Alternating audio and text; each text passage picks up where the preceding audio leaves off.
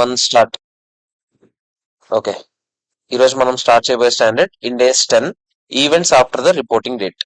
Already దీని గురించి మనం చాలా దగ్గరలో ఇప్పటికీ బిజినెస్ కాంబినేషన్ లో కానీ కన్సాలిడేషన్ లో కానీ ఇలా వచ్చే మనకి అడ్జస్టింగ్ ఈవెంట్ అంటే ఏంటి, నాన్ అడ్జస్టింగ్ ఈవెంట్ అంటే ఏంటి పైన డిస్కస్ చేసాం. దాని మీద ఒక డీటెయిల్ స్టాండర్డ్ అంతే. ఏంటి events after the reporting date అంటే? రిపోర్టింగ్ డేట్ అంటే ఏంటి? ఫస్ట్ ఒక్కొక్కరికి ఒక్కొక్కటి ఉంటుంది. జనరల్ గా ఇండెస్ ఫాలో అయ్యే వాళ్ళందరికీ రిపోర్టింగ్ డేట్ ఏంటి? 31st మార్చ్ అని. సో 31st మార్చ్ తర్వాత జరిగే ఈవెంట్స్ గురించి ఇది మాట్లాడుతుంది. అదేంటి సార్, 31st మార్చ్ తర్వాత జరిగే ఈవెంట్స్ గురించి ఇది మాట్లాడితే మనకెందుకు, అది నెక్స్ట్ ఫైనాన్షియల్ ఇయర్ లో వస్తాయి కదా అని అంటే, ఇది దీనికి సంబంధించిన కొన్ని సంఘటనలు లాస్ట్ ఇయర్ ఏదైనా కొంచెం రిలేషన్ ఉన్నాయి. ఈ ఈవెంట్స్ పేరుకి రిపోర్టింగ్ డేట్ తర్వాత జరిగాయి, ఓకేనా, కానీ దీంతో రిలేషన్ ఏదో లాస్ట్ ఇయర్ తో ఉంది. అందుకనే కొంచెం ఆలోచిస్తున్నాం, ఇది మనం లాస్ట్ ఇయర్ దాంట్లో మార్చాలా దీంట్లో మార్చాలా. సార్ లాస్ట్ ఇయర్ దాంట్లో మార్చాలంటే లాస్ట్ ఇయర్ ఫైనాన్షియల్ స్టేట్మెంట్స్ అప్పటికే తయారైపోయి ఉంటాయి కదా సార్ అంటే, అప్పటికే తయారవ్వవు. 31st మార్చ్కి అప్పుడు వెంటనే బ్యాలెన్స్ షీట్ తయారు చేసి ఇచ్చాడు. ఆ తయారయ్యేవి ఎప్పుడు? మొత్తం ఫైనాన్షియల్ స్టేట్మెంట్స్ అంతా ఆడిటర్ వచ్చి చెక్ చేశాక అప్రూవ్ చేశాక తయారవుతాయి, ఓకేనా. So financial statements approval date కన్నా ముందు వరకు మనకు టైం ఉంటుందా లేదా చెప్పండి? సో ఈ బ్యాలెన్స్ షీట్ డేట్ తర్వాత ఈ ఫైనాన్షియల్ స్టేట్మెంట్స్ అప్రూవల్ ముందు ఈ మధ్యలో జరగబోయే ఈవెంట్స్ గురించి మనం ఇప్పుడు మాట్లాడబోతున్నాం, ఓకేనా. ఈ ఫైనాన్షియల్ స్టేట్మెంట్స్ అప్రూవల్ తర్వాత జరిగే ఈవెంట్స్ ఆ నెక్స్ట్ ఇయర్ రికార్డ్ చేసుకోవాలి, అవి మనకు సంబంధం లేదు, దాని గురించి మనం మాట్లాడలేదు. మనం మాట్లాడుతుంది ఏంటి? ఫైనాన్షియల్ స్టేట్మెంట్స్ అప్రూవల్ కన్నా ముందు, బ్యాలెన్స్ షీట్ డేట్ తర్వాత. ఎందుకంటే బ్యాలెన్స్ షీట్ డేట్ ముందే జరిగితే ఇంకెందుకు, హ్యాపీగానే అప్పుడే తయారు చేసుకుంటాం కదా, అవునా కదా చెప్పండి. సో ఈ మధ్యలో జరగబోయే ఈవెంట్స్ గురించి మనం ఇప్పుడు మాట్లాడుకోవాలి, ఓకేనా. సో ఈవెంట్స్ అంటే సార్ మనకు అనుకూలంగా జరిగే ఈవెంట్స్ కాదు, అలా ఏం లేదు. ఫేవరబుల్ ఈవెంట్స్ అయినా అవ్వచ్చు, అన్ఫేవరబుల్ ఈవెంట్స్ అయినా అవ్వచ్చు. అంటే దానివల్ల మనకు ఖర్చు అవ్వచ్చు, దానివల్ల మనకు అసెట్ రావచ్చు, లైబిలిటీ రావచ్చు, ఏదైనా అవ్వచ్చు. After the end of the reporting period but before the approval of financial statements by board of directors. Approval of financial statements by board of directors అంటే బోర్డ్ ఆఫ్ డైరెక్టర్స్ అప్రూవ్ చేసే ముందు, once financial statements approve అయ్యాక annual general meeting లో దాన్ని చదివి వినిపిస్తారు. ఆ date గురించి మనం వెయిట్ చేయం, బోర్డ్ ఆఫ్ డైరెక్టర్స్ అప్రూవల్ కన్నా ముందు వరకే మేము వెయిట్ చేస్తాం, ఓకేనా కదా చెప్పండి. ఏది అలా ఏం లేదు, వాళ్ళ ఫైనాన్షియల్ స్టేట్మెంట్స్ ఏ రోజైనా అవ్వచ్చు. Next end of the reporting period అంటే చెప్తున్నాడు balance sheet date and date of approval of financial statements by board of directors 20th June for example అనుకోండి. ఫైనాన్షియల్ స్టేట్మెంట్ షేర్ హోల్డర్స్ కి ఇచ్చారంట, ఎప్పుడు ఇచ్చారంట? 1st July. Annual general meeting ఎప్పుడు జరిగిందంట? 10th September. నేను మాట్లాడేది దేని గురించి? ఈ 20th June తో అయిపోద్ది. నేను మాట్లాడేది ఈ మధ్యలో వాటి గురించే. ఎప్పుడో ఏజిఎం కండక్ట్ చేశారు కదా అంటే అప్పటి వరకు నేను వెయిట్ చేయను, నాకు ఈ మధ్యలో వరకే ఏం జరిగాయి అన్నది కావాలి, ఓకేనా కాదా చెప్పండి. అర్థమైందా లేదా? దీన్ని ఏమంటాం మనం? Events after the reporting period. Detail గా దాని పేరు చెప్తే ఇంకేమనొచ్చు? Events after the reporting period but before the approval of financial statements by board of directors, ఓకేనా. ఈ ఈవెంట్స్ రెండు రకాలు, ఒకటి అడ్జస్టింగ్ ఈవెంట్, ఇంకోటి నాన్ అడ్జస్టింగ్ ఈవెంట్. ఏంటి అడ్జస్టింగ్ ఈవెంట్, ఏంటి నాన్ అడ్జస్టింగ్ ఈవెంట్ మనం ఆల్రెడీ చదువుకున్నాం. అడ్జస్టింగ్ ఈవెంట్ అంటే ఆ రోజుకి, ఏ రోజుకి? బ్యాలెన్స్ షీట్ డేట్ రోజు. అంటే ఏంటి? 31st March. 31st మార్చ్ కి ఏవైనా సరే ఇండికేషన్స్ ఉన్నాయి అనుకోండి, ఈ ఈవెంట్ జరుగుతుందని నాకు ముందే తెలుసు అన్నట్టుగా ఉన్నది అనుకోండి, అది అడ్జస్టింగ్ ఈవెంట్ అవుతుంది. మనకు ఆ రోజుకి ఇది జరుగుతుందని తెలీదు అని అనిపించింది అనుకోండి, ఇది నాన్ అడ్జస్టింగ్ ఈవెంట్ అవుతుంది. ఫర్ ఎగ్జాంపుల్ ఫైర్ యాక్సిడెంట్ జరిగింది April 30th. ఆ రోజుకి నీకు తెలుసా 31st మార్చ్ ఫైర్ యాక్సిడెంట్ జరుగుతుందని? తెలీదు, అంతేనా కదా చెప్పండి. సో లేకపోతే ఆ ఏదైనా దొంగతనం జరిగింది, క్యాష్ దొంగతనం జరిగింది 31st మార్చిన 30th April దొంగతనం జరిగింది. 31st మార్చ్ నీకు తెలుసా దొంగతనం జరుగుతుందని? నువ్వేనా దోత సినిమాలో నా చేతిలో నీకు పేపర్ ఏమైనా వస్తుందా? రాదు కదా, అంతేనా కదా చెప్పండి. సో 31st మార్చ్ నీకు ఏమైనా తెలుస్తుందా? తెలియదు, అంతేనా. సో ఇలాంటివన్నీ ఏమవుతాయి? Non adjusting events. ఒక డెటార్ అప్పుడెప్పుడో ఇన్సాల్వెంట్ అయిపోయాడు, లేకపోతే అప్పులు ఇవ్వట్లేదు, ఎప్పటి నుంచో ఇవ్వట్లేదు, ఇన్సాల్వెన్సీ పిటిషన్ నడుస్తుంది ఆడి మీద. తర్వాత ఆడు ఇన్సాల్వెంట్ అయిపోయాడని తెలిసింది పూర్తిగా. ఆడు ఇంకా డబ్బుల నుంచి మనకి ప్రతి రూపాయికి 50 పైసలు వస్తుందని తెలిసింది. అంటే ఇంకో 50 పైసలు కన్నమేనా? అంతేనా కదా చెప్పండి. దానికి సంబంధించిన ప్రొవిజన్ పెట్టాలా? అంతేనా కదా. కానీ ఇది అడ్జస్టింగ్ ఈవెంట్ అవుతుంది, నాన్ అడ్జస్టింగ్ అవుతుంది? అడ్జస్టింగ్ అవుతుంది, ఎందుకంటే నాకు ఆ రోజుకి తెలుసు ఆల్మోస్ట్ ఇలాంటి కండిషన్ ఉంది ఆడిది, అంతేనా కదా చెప్పండి. సో ఇలా సిచ్యువేషన్ బట్టి అడ్జస్టింగ్ నాన్ అడ్జస్టింగ్ ఈవెంట్స్ వస్తాయి, ఓకేనా. సో ఇక్కడ చూడండి ఎగ్జాంపుల్స్ చెప్తున్నాడు. With suffering from heavy losses, ఇప్పుడే చెప్పింది మనం చెప్పిన ఎగ్జాంపుల్ అయినా కదా చెప్పండి. Has become bankrupt after the balance sheet date. Net realisable value of inventory determined by it's selling price after the balance sheet date. Balance sheet date తర్వాత NRV కనుక్కున్నాం మనం. ఓకేనా? దాని వల్ల ఏదైనా చేంజెస్ వస్తాయి. మీకు ఎగ్జాంపుల్స్ ఇవన్నీ ఇక్కడ ఏరేడ్ అంటే ఆబ్వియస్లీ అవి ఏమేంటాయి, అవన్నీ అక్కడ క్వశ్చన్స్ అయ్యి ఉంటాయి. ఇక్కడ ఏరిస్ పెట్టేసాం.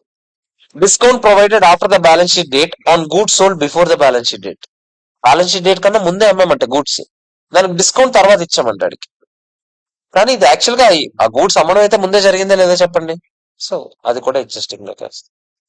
Determination of cost after the balance sheet date for assets purchase before the balance sheet date. Asset ముందే కొనేసామంట, కాస్ట్ లెక్కడానికి ఏదో ఇన్వాయిస్ రాలేదు, ఏదో రీజన్ వల్ల ఆగాం, తర్వాత వచ్చిందంట. అయినా కూడా ముందే కొనేసావా లేదా చెప్పండి. ఇప్పటికి ఎగ్జిస్టింగ్ ఈవెంట్ అవుద్దా, నాన్ ఎగ్జిస్టింగ్ ఈవెంట్ అవుద్దా? Existing. Settlement after the balance sheet date of a court case started before the balance sheet date. Balance sheet date కన్నా ముందే ఒక కోర్ట్ కేసు నడుస్తుంది, దాని సెటిల్మెంట్ తర్వాత జరిగింది. మరి ఆబ్వియస్లీ అప్పుడు కోర్ట్ కేసు నడుస్తుందా లేదా చెప్పండి. Okay. Adjust the respective amounts recognised in the financial statements. ఇవన్నిటికీ అడ్జస్టింగ్ ఈవెంట్స్ కాబట్టి అడ్జస్ట్ చేస్తామా లేదా చెప్పండి, ఆ పర్టికులర్ అమౌంట్స్ చేస్తాం. మరి దీని ఎగ్జాంపుల్స్ చూడండి. లాస్ బై ఫైర్ అనుకున్నాం లేదా, ఎర్త్ క్వేక్, ఫైర్ యాక్సిడెంట్స్ ఇలాంటివన్నీ. Do not adjust the amount in the financial statements. Adjust చేస్తాం మనం, ఇవి అడ్జస్ట్ చేయం. కానీ చాలా చాలా ఇంపార్టెంట్ వాక్యం ఇక్కడ ఒకటి మనం చదువుకోబోతున్నాం. But if non adjusting event is material then disclose it in the financial statements. అంటే ఓకే, పెద్ద ఫైర్ యాక్సిడెంట్ జరిగింది, బిల్డింగ్ మొత్తం తగలడిపోయింది, ఇంకా కంపెనీ నడుపుతామో లేదో కూడా అర్థం కావట్లేదు. మీరేమో నాన్ ఎగ్జిస్టింగ్ ఈవెంట్ ఇది అని చెప్పేసి మరి చూపించాలని అనుకోవట్లేదు. ఫైనాన్స్ స్టేట్మెంట్స్ ఎప్రూవ్ జరిగి తర్వాత షేర్ హోల్డర్స్ మీటింగ్ వెళ్ళినప్పుడు వాళ్ళకి తెలియాలా బిజినెస్ అయితే దప్పటిపోయేలాగా ఉందని. నువ్వేమో నాన్ ఎగ్జిస్టింగ్ ఈవెంట్ అని చెప్పి వదిలేసావు, కానీ ఇంత పెద్ద ఈవెంట్ కదా. ఓకే, నాన్ ఎగ్జిస్టింగే సరిపోయింది, ఓకే ఒప్పుకుంటుంది. కానీ దాన్ని నువ్వేం చేయాలి, ఫైనాన్స్ స్టేట్మెంట్స్ అట్లీస్ట్ దానికి ఒక డిస్క్లోజర్ అయినా ఇవ్వాలి. ఏమని, నేచర్ ఆఫ్ ద ఈవెంట్ ఏంటి, అంటే అసలు ఏం జరిగింది, estimate of it's financial effect, దాని మీద ఎఫెక్ట్ ఎలా ఉండబోతుంది. ఓకేనా కాదా చెప్పండి. Statement estimate cannot be made. అంటే ఎస్టిమేట్ వేయగలిగితే ఎస్టిమేట్ ఇచ్చే, ఎస్టిమేట్ వేయలేకపోయావు అనుకో, ఎస్టిమేట్ వేయలేకపోయానని చెప్పి ఒప్పేసుకొని ఆ మొక్కైనా రాసే అక్కడ. అర్థమైందా. నేచర్ ఆఫ్ ది ఈవెంట్ అంటే ఏం జరిగింది, ఎస్టిమేట్ అంటే ఎంత అమౌంట్ దీని వల్ల ఎఫెక్ట్ అవ్వబోతుంది. ఇది మెటీరియల్ అయితే. గోయింగ్ కన్సర్న్ ఎఫెక్ట్ అయితే ఏంటి సార్ మరి అనేది నేను ఇంకా చెప్పలేదు, ప్రస్తుతానికి చెప్తుంది ఓన్లీ మెటీరియల్ అయితే. అక్కడ బిల్డింగ్ తగలడిపోయింది, చాలా పెద్ద లాస్ అది. కానీ గోయింగ్ కన్సర్న్ దెబ్బేసేలాగా ఉందనుకో, దానికి ఏం చేయాలో చెప్తాను నేను ఇప్పుడు. గోయింగ్ కన్సర్న్ దెబ్బైతే కానీ చాలా పెద్ద లాస్, తెలియాల్సిందే ఎప్పటికైనా. సో అలాంటివి డిస్క్లోజ్ చేశాను. అర్థమైందా లేదా చెప్పండి. ఏదేది అర్థం కాదు. Contingent liabilities. కంటింజెంట్ లయబిలిటీ అంటే ఏంటి కదా. అసలు ఫైర్ యాక్సిడెంట్ నువ్వు ఆ రోజు బ్యాలెన్స్ షీట్ డేట్ రోజుకి ఇది కంటింజెంట్ లయబిలిటీ. ఫైర్ యాక్సిడెంట్ జరుగుతుందని నీకు ముందే తెలుసా? కంటింజెంట్ లయబిలిటీ అంటే ఆ రోజు నిల్చొని కూర్చొని ఆలోచిస్తే ఫ్యూచర్ లో ఏదో ఈవెంట్ జరుగుతుంది, ఆ జరగడం వల్ల నాకు లాస్ రావచ్చు, ప్రాఫిట్ రావచ్చు, అలాంటి వాటిని కంటింజెంట్ అంటాం. నువ్వు 31 మార్చ్ రోజు కూర్చొని ఉంటే నీకు ఫైర్ యాక్సిడెంట్ జరుగుతుంది అని తెలుసా? జరగవచ్చు అని నువ్వు ఎలా అనుకుంటారు? ఫైర్ యాక్సిడెంట్ జరుగుతుందని ఎవరైనా బ్యాలెన్స్ షీట్ తయారు చేస్తారా? ఇప్పుడు నీకు అసలు ఏం తెలియదు, అసలు నీకు కంప్లీట్ నిల్ ఎవరికి తెలుసు ఫైర్ యాక్సిడెంట్ అవుతుందని? ఆడ సిగరెట్ వేస్తాడు, నాకేం తెలుసు ముందే తెలియదు కదా. సో అప్పుడు కంటింజెంట్ లయబిలిటీ ఇప్పుడు ఫర్ ఎగ్జాంపుల్ ఆ రోజుకి కూర్చొని ఆ కోర్టు కేసు సెటిల్మెంట్ ఉంది, ఇప్పుడు ఆ రోజుకి నువ్వు అనుకోవచ్చు ఓకే కోర్టు కేసు ఒకటి నడుస్తుంది, ఎప్పటికైనా ఇది నా మీదకి రావచ్చు, ఇది కంటింజెంట్ లయబిలిటీ. అర్థమైందా. So fire accident contingent liability అవ్వదు. ఓకేనా. సో దీన్ని జస్ట్ డిస్క్లోజ్ చేస్తాం మనం ఫైనాన్షియల్ స్టేట్మెంట్స్ లో ఏం జరిగింది ఏంటని చెప్పి. ఓకే. కొన్ని స్పెషల్ కేసెస్ ఉన్నాయి, అందులో ఫస్ట్ కేసు ఏంటి చూడండి, డివిడెండ్. జాగ్రత్తగా వినంటారా. If entity declares dividend after the balance sheet date but before the approval of finance statement then such dividend is not recognised as liability.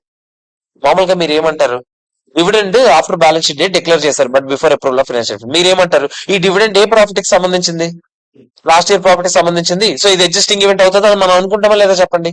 కానీ అది ఏమంటున్నాడంటే డివిడెండ్ ఎప్పుడు పేయబుల్ అవుతుంది, only when it is declared. ఎప్పుడు declare చేశారు, after balance sheet date కదా. So ఆ year payable అయింది కాదు. సో మీరు ఇది లయబిలిటీ కింద చూపించచ్చు ఆ ఇయర్ కాదు. ఇది ఏ ఈవెంట్ అవుద్ది, నాన్ ఎగ్జిస్టింగ్ ఈవెంట్ అవుతుంది. అర్థమైందా. అర్థమైందా లేదా చెప్పండి. If entity declares dividend after the balance date but before the approval of finance statements dividend is not recognised as liability that disclosed in the notes to finance statements. కావాలంటే notes లో చూపించుకోండి. ఓకేనా కాదా చెప్పండి. Because no application exist at the time. అంతే కదా. Declare చేస్తేనే liability ఉన్నట్టు, చేయకపోతే లయబిలిటీ ఉన్నట్ట. ఓకేనా కాదా చెప్పండి.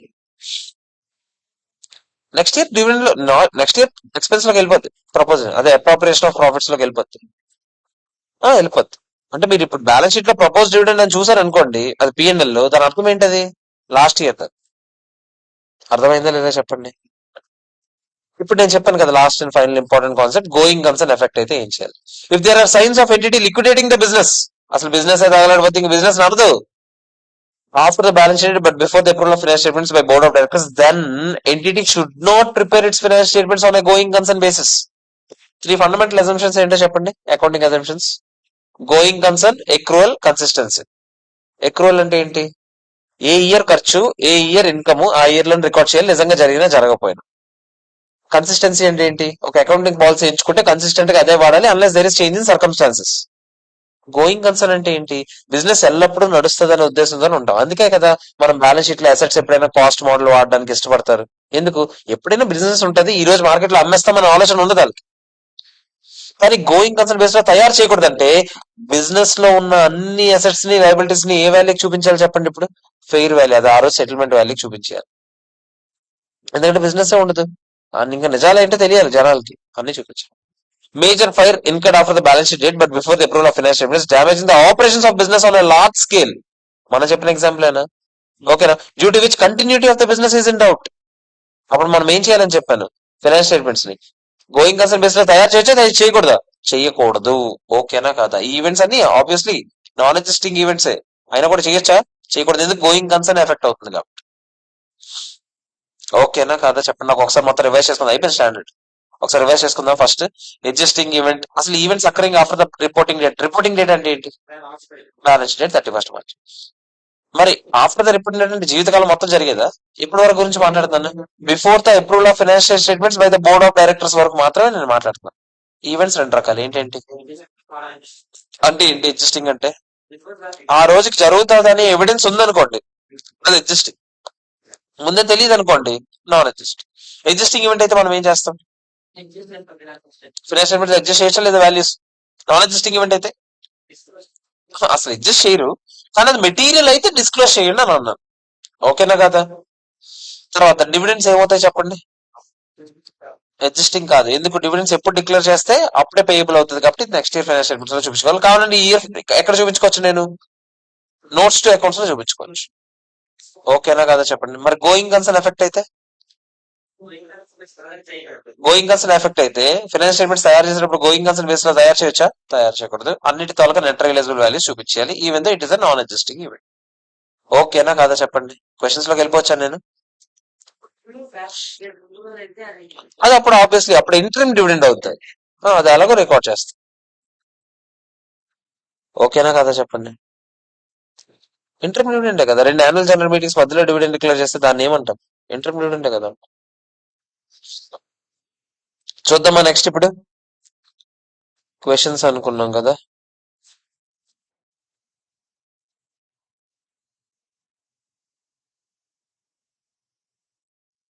ఎన్ని ఉన్నాయన్నారు?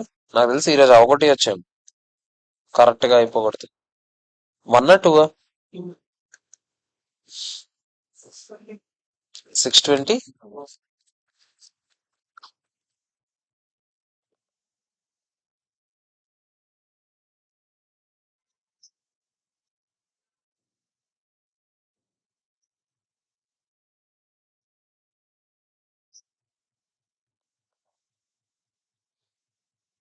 అన్ని థియరీ క్వశ్చన్స్.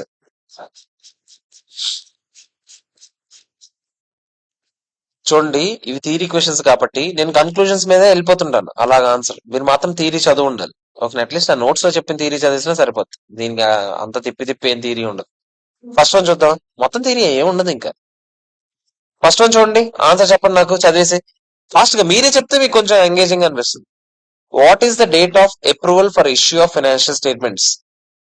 ఇప్పుడే మీకు ఇందాకలే చెప్పాను, 3 డేట్లు ఉంటాయి. అందులో approval of financial statements date అంటే ఏంటి? బోర్డ్ ఆఫ్ డైరెక్టర్స్ సంతకం పెట్టిన రోజు. ఏం జరిగింది? For the reporting period from 1st April to 31st March in a situation, ఏం చెప్తున్నాడు? Where following dates are available. Completion of financial statements ఎప్పుడు తయారు చేయడం ఎప్పుడు కంప్లీట్ అయిందంట? 28th May అంట. బోర్డ్ అప్రూవ్ చేసిందంట ఎప్పుడంట? 19th June అంట.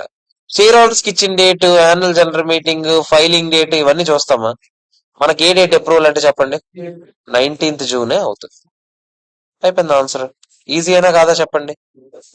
కానీ జాగ్రత్త చూడండి, ఒకవేళ పార్ట్నర్షిప్ ఫామ్ అయితే అప్రూవల్ డేట్ అంటే ఎప్పుడు అవుతుంది చెప్పండి? పార్ట్నర్స్ ఏ రోజు అప్రూవ్ చేస్తే ఆ రోజు. మరి ఆబ్వియస్లీ కంపెనీకి అయితే బోర్డ్ ఆఫ్ డైరెక్టర్స్ అప్రూవ్ చేసిన రోజు, పార్ట్నర్షిప్ ఫర్మ్ కి అయితే పార్ట్నర్స్ అప్రూవ్ చేసిన రోజు.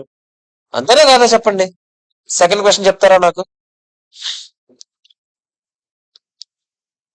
ABC limited prepares interim financial report. Interim financial report అంటే ఏంటి? అది ఇండియస్ 34 మనం ఇంకా చదవలేదు. ఓకేనా? ఇంటరిమ్ ఫైనాన్షియల్ రిపోర్టింగ్ అని ఉంటది. ప్రతి క్వార్టర్ కి ఒకసారి తయారు చేసుకోవడము, ప్రతి హాఫ్ ఇయర్ కి ఒకసారి తయారు చేసుకోవడం వాళ్ళ ఇష్టం అనమాట. వాళ్ళకి ఒకసారి క్వార్టర్లీ రిజల్ట్స్ తెలుసుకుందాం అనుకుంటున్నారు. వాళ్ళు ఏం చేస్తారు చెప్పండి? క్వార్టర్ కి ఒకసారి ఫైనాన్స్ స్టేట్మెంట్స్ తయారు చేస్తారు. ఓకేనా కదా చెప్పండి. దాని గురించి ఏం చెప్తున్నారు చూడండి. మరి యాక్చువల్ గా చూడండి, ఇది చాలా బాగుంటుంది. ఇండియస్ 34 ఏం చెప్తుందంటే ఇంటరిమ్ ఫైనాన్షియల్ స్టేట్మెంట్స్ ఎలా తయారు చేయాలంటే నార్మల్ ఫైనాన్స్ స్టేట్మెంట్స్ కి పాటించే అన్ని స్టాండర్డ్స్ ఇండియస్ 34 పాటించాలని చెప్తుంది. మరి ఆ లెక్క ప్రకారం సేమ్ ఇండియస్ 10 కూడా పాటించాలి లేదా చెప్పండి? ఇండియస్ 34 ప్రకారం ఇంటరిమ్ రిపోర్ట్స్ తయారు చేయడానికి. అంతేనా కదా చెప్పండి. సో ఇక్కడ ఏం జరిగింది చూడండి. ఇంటరిమ్ ఫైనాన్షియల్ రిపోర్ట్ ఏం చెప్తున్నారు చూడండి. Interim financial report was approved. ఎప్పుడు అప్రూవ్ అయిందంటే 15 జూలై. ఎప్పుడు సంబంధించింది? 30th జూన్ కి సంబంధించింది. అంతేనా కదా? మరి ఎప్పుడు మీకు చెప్పాను కదా, సేమ్ ఇందాక లాజిక్ ప్రకారం బ్యాలెన్స్ షీట్ డేట్ తర్వాత, బ్యాలెన్స్ షీట్ డేట్ అంటే 31st మార్చ్ అని మనం అనుకుంటాం. కానీ ఇంటరిమ్ రిపోర్ట్ కి బ్యాలెన్స్ షీట్ డేట్ ఏంటి? 30th జూన్ అయినా కదా. తర్వాత అప్రూవల్ ముందంటే అప్రూవల్ ఇప్పుడు 15 జూలై. ఈ మధ్యలో జరిగేవి కూడా దానికి ఏమవుతాయి చెప్పండి? Events occurring after the balance sheet date లాగానేనా? అంతేనా కదా చెప్పండి. నేను అందుకే అక్కడ పేరు ఏమని ఉంది పైన చదవండి. స్టాండర్డ్ పేరు ఏంటి? రిపోర్టింగ్ పీరియడ్ అన్నాం. అంతేనా కదా? Interim financial statements reporting period ఏంటి? వాళ్ళ ఇష్టం. అంతేనా కాదా చెప్పండి. ఆ లాజిక్ కదా. ఇప్పుడు ఆడు ఏమంటున్నాడు? ఈవెంట్స్ బిట్వీన్ ఇప్పుడు జరిగినవన్నీ ప్రొవైడెడ్ ఎవిడెన్స్ అంట that exist at the time of interim reporting period. మరి ఇప్పుడు అడ్జస్ట్ చేయాలా చేయకూడదా చెప్పండి? చేయాలి. సో అది ఏమంటున్నాడు చెప్పండి? Should be adjusted in the interim financial reporting period. ఎందుకంటే ఇక్కడ మీరు చూసారా, in Indus 34 provides that an interim financial report shall not be described as complying with Ind AS unless it complies with all the requirements of Ind AS. Indus ప్రకారం comply అవ్వాలని 34 చెప్పింది. Comply అవ్వాలంటే అన్ని standards పాటించాలని దాని paragraph చెప్పింది. ఆ లెక్క ప్రకారం అన్ని స్టాండర్డ్స్, ఇది కూడా ఒక స్టాండర్డ్ అయినా కాదా చెప్పండి? మరి ఇది కూడా పాటించాలి లేదా? First comply with all the Indus including Indus 10. మరి ఆ లెక్క ప్రకారం అడ్జస్టింగ్ నాన్ అడ్జస్టింగ్ చూడాలా లేదా? దాన్ని బట్టి అడ్జస్టింగ్ ఈవెంట్ అవుతాయా లేదా చెప్పండి? ఆడే చెప్పండి ప్రొవైడింగ్ ఎవిడెన్స్ అని. అడ్జస్టింగ్ ఏనా? అడ్జస్ట్ చేయాలా లేదా చెప్పండి? ఎవరికైనా ఏమైనా డౌట్ ఉందా? సెకండ్ ఇల్లస్ట్రేషన్ అంతే. బోర్డ్ మీటింగ్ డేట్ అప్రూవ్ అయిపోయిందని అనుకుంటా. మనకు ప్రస్తుతానికి ఏమైనా చెప్పుంటే సెపరేట్ గా అది అప్రూవల్ అనుకుంటా. లేకపోతే బోర్డ్ ఆఫ్ డైరెక్టర్స్ ఎప్పుడైతే మీటింగ్ పెట్టుకున్నారో ఆ రోజు అప్రూవ్ చేశారని. ఓకేనా కాదా చెప్పండి? క్లియర్? థర్డ్ క్వశ్చన్ కాదు. బోర్డ్ ఆఫ్ డైరెక్టర్స్ అప్రూవ్ చేశారు ఫైనాన్స్ స్టేట్మెంట్స్. ఎప్పుడు? 15th జూన్ అప్రూవ్ చేశారంట. మేనేజ్మెంట్ ఏం జరిగింది చెప్పండి తర్వాత? discovered a major fraud and decided to reopen the books. The financial statements were subsequently approved by the board of directors. ఎప్పుడంట approve చేశారు? Subsequently approved. ఓహో, ఇక్కడ చూడండి. ఫస్ట్ టైం ఎప్పుడు అప్రూవ్ చేస్తారు? 15 జూన్ అప్రూవ్ చేస్తారు ఫస్ట్ టైం. చూడండి తర్వాత ఏం జరిగింది? మళ్ళీ రీఓపెన్ చేసి మళ్ళీ 30th జూన్ అప్రూవ్ చేశారు. ఇప్పుడు నేను ఏం చేయాలి? డేట్ ఆఫ్ అప్రూవల్ అంటే 15 జూనా 30th జూనా? అర్థమైందా? ఇక్కడ 2 సార్లు అప్రూవ్ చేశారు. అర్థమైంది లేదా చెప్పండి? సో దీని గురించి చూడండి. 30th జూన్, బట్ దాని గురించి ఏం రాయాలో చూడండి. Date of approval is the date on which finance statements are approved by the board of directors. అది మాకు తెలుసు. ఇంకెనీ అథారిటీ, ఇంకేదైనా కంపెనీకి అయితే బోర్డ్ ఆఫ్ డైరెక్టర్స్, ఇంకెవరైనా ఫర్ ఎగ్జాంపుల్ ఏం చెప్పాను నేను ఇందాకలే, పార్ట్నర్షిప్ ఫర్మ్ కి ఎవరు పార్ట్నర్స్ అయినా. సో అలాంటివన్నీ చెప్తున్నాను. In the given case there are 2 dates of approvals. The finance statements were reopened for further adjustment subsequent to the initial approval. Date of approval should be taken as the date on which financial statements are finally approved by the board of directors. Final approval ఎప్పుడు వచ్చింది చెప్పండి? 15 Juna 30th Juna?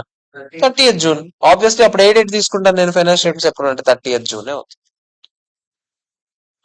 అర్థమైందా లేదా చెప్పండి? కొత్త point కదా, star mark పెట్టుకోండి. ఇది కొత్త పాయింట్. ఈ క్వశ్చన్ చదవాలి ఒకసారి. లేదంటే మీరు ఏం చేయొచ్చు, నోట్స్ లో చదివేటప్పుడే ఒక పాయింట్ రాస్తారు అనుకోండి. ఏమని? ఒకవేళ 2 dates of అప్రూవల్ ఉంటే ఫైనల్ డేట్ ఆఫ్ అప్రూవల్ అని. అప్పుడు మళ్ళీ ఈ క్వశ్చన్ కూడా చదవతుంది. మీరు చదివేటప్పుడే నోట్స్ లో ఇప్పుడు ఈ ఎగ్జాంపుల్స్ కానీ ఏమన్నా అవన్నీ అక్కడ రాసేయండి.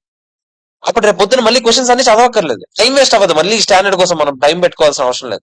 ఎఫ్ఆర్ అలాగే ఫస్ట్ ఎగ్జామ్ కాబట్టి ఓకే, ప్రాబ్లం లేదు. కానీ సెకండ్ థర్డ్ ఎగ్జామ్ అయ్యి ఉంటే మనకు అప్పుడు ఇలాంటివన్నీ చేయాలి. ఓకేనా కాదా చెప్పండి? ఏదేది సిఎండ్హెచ్ అప్రూవల్ అంటే బోర్డ్ ఆఫ్ డైరెక్టర్స్ ఉంటారు గవర్నమెంట్ కంపెనీకి కూడా. సిఎండ్హెచ్ అప్రూవ్ చేసింది కాదు, బోర్డ్ ఆఫ్ డైరెక్టర్స్ అప్రూవ్ చేసిన డేటా కావాలంటే. సిఎండ్హెచ్ అప్రూవ్ చేస్తుంది. ఫస్ట్ సిఎండ్హెచ్ అప్రూవల్ వరకు వెళ్ళాలంటే బోర్డ్ ఆఫ్ డైరెక్టర్స్ అప్రూవ్ చేసి వెళ్తారు. ఓకేనా కదా చెప్పండి. సిఎన్డిసికి నచ్చకపోతే ఒకవేళ సప్లిమెంటరీ ఆడిట్ చేయిస్తాడు. అయినా కూడా మనం ఏం చెప్తాం, లాస్ట్ ఫైనల్ గా ఎప్పుడు అప్రూవల్ వచ్చింది బోర్డ్ ఆఫ్ డైరెక్టర్స్ అదే కదా. అప్పుడు సప్లిమెంటరీ ఆడిట్ జరిగింది అనుకోండి, అది జరిగిన తర్వాత మళ్ళీ బోర్డ్ ఆఫ్ డైరెక్టర్స్ వస్తుంది కదా. అంతేనా కదా, బోర్డ్ ఆఫ్ డైరెక్టర్స్ ఎప్పుడు చేసే కదా. నెక్స్ట్ ఫోర్త్ వన్ చూడండి. Hello hello hello, fourth one చూడండి. A case is going on, ఏదో కోర్ట్ కేసు నడుస్తుందండి ఏబీసీకి జిఎస్టీ డిపార్ట్మెంట్ మధ్యలో on claiming some exemption for the year ఏదో. Court has issued the order ఎప్పుడు వచ్చిందంట, 15th April వచ్చిందంట. And rejected the claim of the company. Company ఏదైతే claim పెట్టుకుందో అది రిజెక్ట్ చేశారంట. Accordingly company is liable to pay the additional tax. ఇప్పుడు మనం ఎక్స్ట్రాగా కట్టాల్సి వస్తుందంట. ద ఫైనాన్స్ స్టేట్మెంట్స్ ఎప్పుడు అప్రూవల్ జరిగిందంట, 15th May. అరే చిన్నపిల్లల క్వశ్చన్ రా, అకౌంట్ చేయాలా. ఎగ్జిస్టింగ్ నాన్ ఎగ్జిస్టింగ్ ఏమంటే చెప్పండి. Existing event non existing, existing అయినా కదా, ఎందుకు ఆ రోజుకి నడుస్తుంది ఆల్రెడీ. అప్పుడు ఎగ్జిస్టింగ్ ఈవెంట్ అయినా అడ్జస్ట్ చేయాలా లేదా చెప్పండి. ఎప్పుడు అడ్జస్ట్ చేయాలి, 21-22లో చేస్తారా, 22-23లోనా? 21-22లో అయిపోయింది ఆన్సర్. ఓకేనా కాదా చెప్పండి, అర్థమైందా. నార్మల్ కేసు లాగానేరా, జిఎస్టీ డిపార్ట్మెంట్ తో కేసు నడిచింది, అంతే తేడా. Okay clear. బిఫోర్ గా చూసుకుంటాం ఆ, కదా. 2021 లో రికార్డ్ చేయలేదు ఎందుకు, నాన్ ఎగ్జిస్టింగ్ ఈవెంట్. 21-22లో నువ్వు రికార్డ్ చేస్తుంటావు, ఇప్పటి వరకు చేయకపోయింటావు, ఎందుకంటే ఇప్పటి వరకు ఇంకా కేసు ఇంకా నడుస్తుంది కాబట్టి ఇప్పటికే కంటింజెంట్ లైబిలిటీ లాగానే చూపిస్తున్నావు. కానీ ఇప్పుడు 21-22లో నువ్వు అది లైబిలిటీ కింద రికార్డ్ చేయడానికి నీకు ఒక రీజన్ ఉందా లేదా. ఇప్పుడు 21-22లో ఇది ఎగ్జిస్టింగ్ ఈవెంట్ అవుతా నాన్ ఎగ్జిస్టింగ్ ఈవెంట్ అవుతా, 21-20 అది దేనికి సంబంధించిందో వదిలే, ఇప్పటికి అది existing event non existing event. 21-22 ending provision ఉండాలా లేదా, సో అప్పుడు అది ఎగ్జిస్టింగ్ ఈవెంట్ ప్రొవిజన్. ఈ ఇయర్ లేదు, నేను ఈ ఇయర్ ఉండాలని చెప్పాను ఏంటి. ఏ ఈవెంట్ అయినా సరే after the balance sheet date జరిగితే మనం దాని గురించి మాట్లాడతాం. అది ఎప్పుడైనా అప్పుడులో చూపించకపోవడం రీజన్ ఉంది కదా, అప్పుడులో కంటింజెంట్ లైబిలిటీ అది.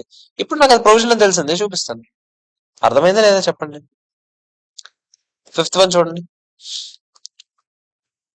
While preparing its financial statements for the year ended 31st March, XYZ made general provision for bad debts. ఎంత పెట్టుకున్నారంటే ప్రొవిజన్ 5% పెట్టారు. In the last week of February a debtor, అదే మనం చదివాం కదా, హెవీ లాసెస్ వచ్చాయంట ఆడికి, కానీ ఆడి గురించి మనం ప్రొవిజన్ పెట్టలేదు. Loss was not covered by any insurance policy considering the event of earthquake XYZ. మనం ముందు పెట్టామంట ప్రొవిజన్ 50% ఇవ్వడేమో అని మనం ముందే డౌట్ వచ్చిందంట. అందరి మీద 5% పెట్టామా, వీడి మీద 50% పెట్టాం. Apart from the general provision of 5% on the remaining datas. అంటే రిమైనింగ్ డేటాస్ మీద పెట్టిన 5% తో పాటు వీడి మీద 50% ప్రొవిజన్ నేను ఆల్రెడీ పెట్టాను. ఇన్ ఫస్ట్ ఏప్రిల్ ఆడ ఏం జరిగింది, బ్యాంక్ రప్ట్ అయిపోయింది. ఇప్పుడు ఫుల్ లాస్ మరి రాదని అనిపించిందంట, డబ్బులు రావనిపించిందంట, మనం ప్రొవిజన్ ఎంత పెట్టాము, మరి ఇంకో 50 కూడా పెట్టాలా లేదా చెప్పండి. అవునా కాదా. ఇప్పుడు ఇది ఎగ్జిస్టింగ్ ఈవెంట్ అవుద్దా నాన్ ఎగ్జిస్టింగ్ ఈవెంట్ అవుద్దా చెప్పండి అని అడుగుతున్నాడు. ఏమవుద్దా చెప్పండి, ఎగ్జిస్టింగ్ ఈవెంట్ అవుద్ది. ఆబ్వియస్లీ మనం పెట్టాలా లేదా చెప్పండి ఫుల్ ప్రొవిజన్. ఏదది ఇంకో క్వశ్చన్ ఉంది, ఫస్ట్ దీని ఆన్సర్ చూడండి. In this case assuming financial statements are approved after April should provide for the remaining amount. ఓకేనా కాదా చెప్పండి. Next, would the answer be different if earthquake had taken place after 31st March and therefore XYZ did not make any provision in the context that debtor and made only general provision of 5%? ఇప్పుడు ఈ second question ఏంటి, జరిగింది ఏంటి, insolvency కాదు, earthquake అంట. Earthquake వల్లే నాడు loss అయింది. ఓకే, వాడు లాస్ అయింది ఎర్త్క్వేక్ వల్లే. ఎర్త్క్వేక్ ఎప్పుడు జరిగింది, ఫిబ్రవరిలో జరిగింది, అంతేనా కదా, అందుకే ప్రొవిజన్ పెట్టాను నేను.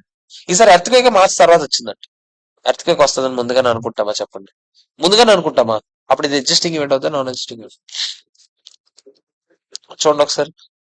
The company and made only general provision without taking cognizance of earthquake. Accordingly bankruptcy in this case ఏమవుతుంది చెప్పండి, నాన్ ఎగ్జిస్టింగ్ ఈవెంట్ అవుతుంది. నాన్ ఎగ్జిస్టింగ్ ఈవెంట్ అయితే మీకు ఎక్స్ట్రాగా ఒక 2 పాయింట్లు రాయాలి. ఏంటి చెప్పండి, మెటీరియల్ అయితే ఏమేమి డిస్క్లోజ్ చేయాలి చెప్పండి, nature of the event, estimate of that amount, and if the estimate cannot be made state the fact that estimate cannot be made అని చెప్పాలి.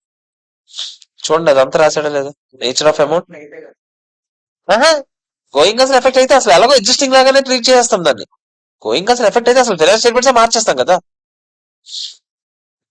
Estimate or statement that estimate cannot be made. ఓకేనా కాదా చెప్పండి, అర్థమైందా లేదా. Next పాయింట్కి వెళ్ళొచ్చా నేను. అరే దీపక్ వింటున్నావు కదా. 6th వన్ చూడండి. Next question, a company has inventory of 100 finished cars ఉన్నాయంట ఆన్ 31st March ఉన్నాయంట. Okay, which are having a cost of 4 lakhs each. ఒక్కొక్కటి ఎంత అంట, 4 lakhs చెప్పాను కదా, క్వశ్చన్ అన్ని ఏరిసాడు అని, ఆ నెట్ రియలైజబుల్ వాల్యూ క్వశ్చన్ ఏరిసాడు. ఓకేనా? As per the new government rules higher road tax penalties కట్టాలంటే buyers, and hence selling price of the car has come down. ఎందుకు చెప్పండి? ఆల్రెడీ కార్ కొనుక్కుంటే అలన్నీ రకరకాలు కట్టాల్సి వస్తుంది ట్యాక్స్లు కాబట్టి. మరి ఇప్పుడు కస్టమర్ వచ్చి కార్ కొనడానికి ఆలోచిస్తాడు, అప్పుడు నేను ప్రైజులు తగ్గించాలి తప్పదు ఇంకా. అంతేనా కాదా చెప్పండి? And demand for such cars has drop drastically. Selling price ఏమైంది? 3 లక్షలు పడిపోయింది. అప్పుడు ఎంత ఉండేది? 4 లక్షలు. Financial statements of the company for the year ended are not yet approved. ఇంకా అప్రూవల్ జరగలేదు. ఇప్పుడు వాల్యూ మనం 4 lakhs ఆర్ 3 lakhs దేనికి మెజర్ చేయాలో అని అడుగుతున్నాడు. మనం కాస్ట్ ఆర్ అన్నారు, విచ్ ఆర్ ఇస్ లోవర్ అయినా మెజర్ చేసేది. అప్పుడులోనేమో 4 lakhs ఉండేది కాబట్టి కాస్ట్ 4 lakhs ఉండేది, అందుకని ఎక్కువకే అమ్మే వాళ్ళం కాబట్టి ఇప్పుడు ఆబ్వియస్లీ అంత కాస్ట్ కే మెజర్ చేస్తుంటాం 4 lakhs కి. అప్పుడు కానీ ఇప్పుడు ఎన్ఆర్వి ఎంత పడిపోయింది, మరి అప్పుడు ఆబ్వియస్లీ దేనికి మెజర్ చేయాలి? ఎగ్జిస్టింగ్ ఈవెంట్ అవుతా, నాన్ ఎగ్జిస్టింగ్ ఈవెంట్ అవుతా? మీకు గుర్తుంటే నోట్స్ ఇలా గుర్తెచ్చుకున్నారు అనుకోండి, నోట్స్ లో నాన్ ఎగ్జిస్టింగ్ లో ఒకటే రాసిడ్ ఏంటది? అంతేనా కాదా చెప్పండి? సో ఇది ఎగ్జిస్టింగ్ ఈవెంట్ అవుతా, నాన్ ఎగ్జిస్టింగ్ ఈవెంట్ అవుతా? అలాగని కాకపోయినా మనకు ఆ రోజుకి ఇన్వెంటరీ ఇన్వెంటరీ ఎన్ఆర్వి ఒకటే కదా. ఇన్వెంటరీ ఉందా లేదా చెప్పండి, మీ దగ్గర ఉంది, దాని ఎన్ఆర్వి మారింది. ఎగ్జిస్టింగ్ ఈవెంట్ అయినా కాదా చెప్పండి? సో 3 lakhs చూపించుకోవాలి. ఓకేనా కాదా చెప్పండి? 7th వన్ చూద్దాం, చెప్పండి. కండిషన్ అంటే ఏంటి? ఇన్వెంటరీ ఉందా లేదా? ఉంది. ఆ రోజు కాస్ట్ ఆర్ ఎన్ఆర్వి చూడాలి. ఎన్ఆర్వి విషయంలో ఎస్టిమేట్ జరిగిన విషయంలో కొంచెం కాదు, ఎన్ఆర్వి ఇలా మారిందని తెలిసింది. ఇన్వెంటరీ అయితే ఉంది కదా, ఆ రోజుకే కదా కాస్ట్ ఆర్ ఎన్ఆర్వి చూస్తాను. ఆ ఎన్ఆర్వి విషయంలో వాల్యుయేషన్ చేంజెస్ వచ్చాయి. ఓకేనా కాదా చెప్పండి? 7th వన్ చూద్దాము. 7th వన్ చూడండి. ఒక కొత్త మెషినరీ కొన్నామంట. Finally installation made ready for use ఎప్పుడంట? 15th March అంట. However the company involved in installation and training which was also supplied bills ఇవ్వలేదంట. అదే ఇది కూడా చూసాం కదా నోట్స్ లో, బిల్ ఇవ్వలేదాలే. బిల్ ఎప్పుడు ఇచ్చారంట? అసెట్ కొని తర్వాత ఇచ్చారంట. అయినా కూడా అసెట్ అప్పటికే కొనేసామా లేదా చెప్పండి? ఎగ్జిస్టింగ్ ఈవెంట్ అవుద్దా, నాన్ ఎగ్జిస్టింగ్ ఈవెంట్ అవుద్దా? ఎగ్జిస్టింగ్ ఈవెంట్ అనా?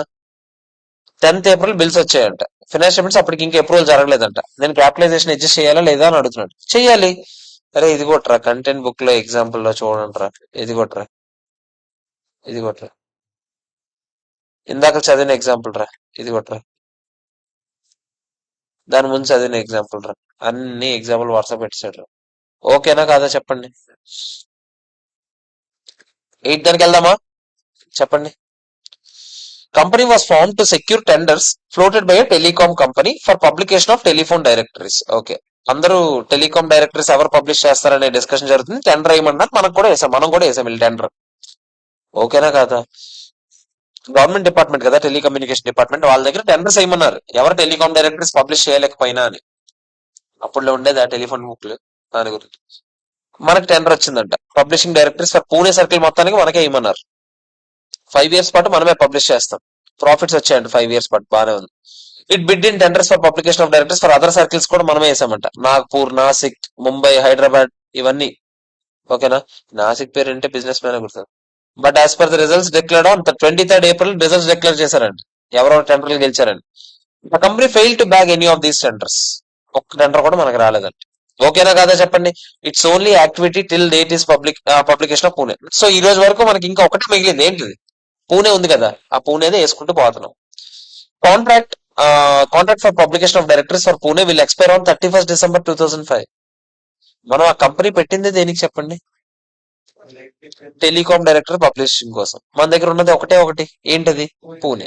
మిగతా టెండర్లన్నీ గెలిచావా? ఓడిపోయావు. టెలిఫోన్ డైరెక్టర్ పూణే టెండర్ కూడా ఎప్పుడు అయిపోద్ది చెప్పండి? అంటే గోయింగ్ కన్సర్న్ ఎఫెక్ట్ అవుతుందా లేదా చెప్పండి ఇక్కడ? అర్థమైందా?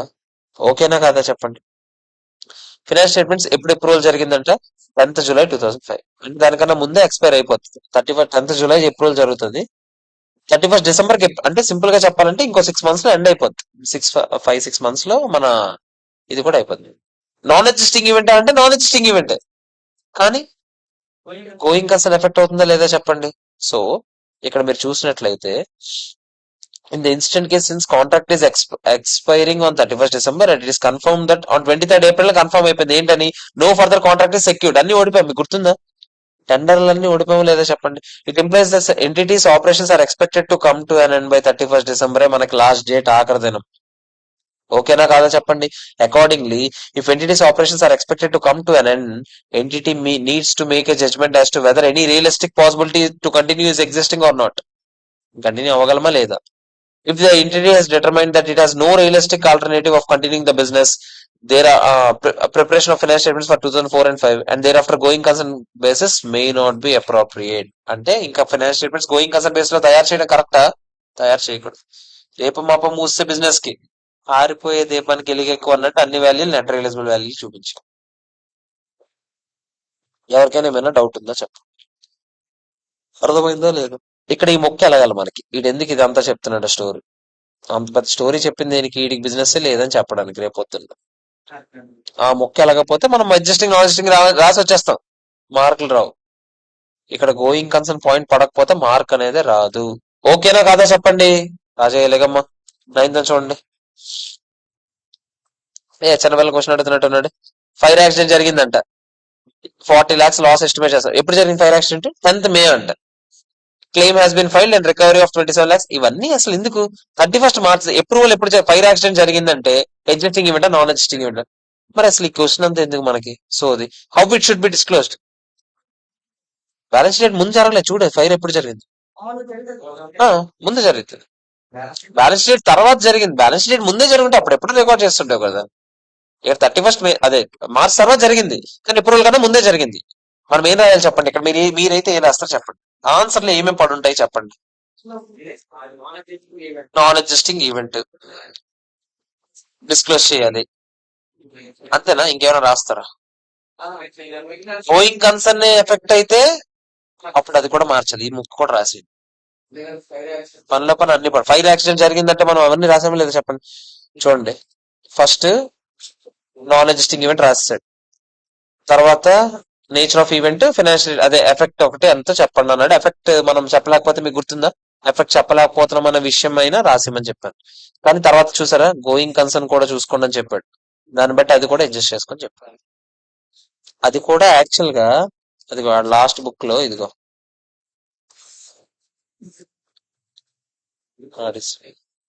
మరి ఇక్కడ కూడా క్వశ్చన్ అదే అడుగుంటాడు. అదే పదం వాడాడంటే ఏం వాడలేదా?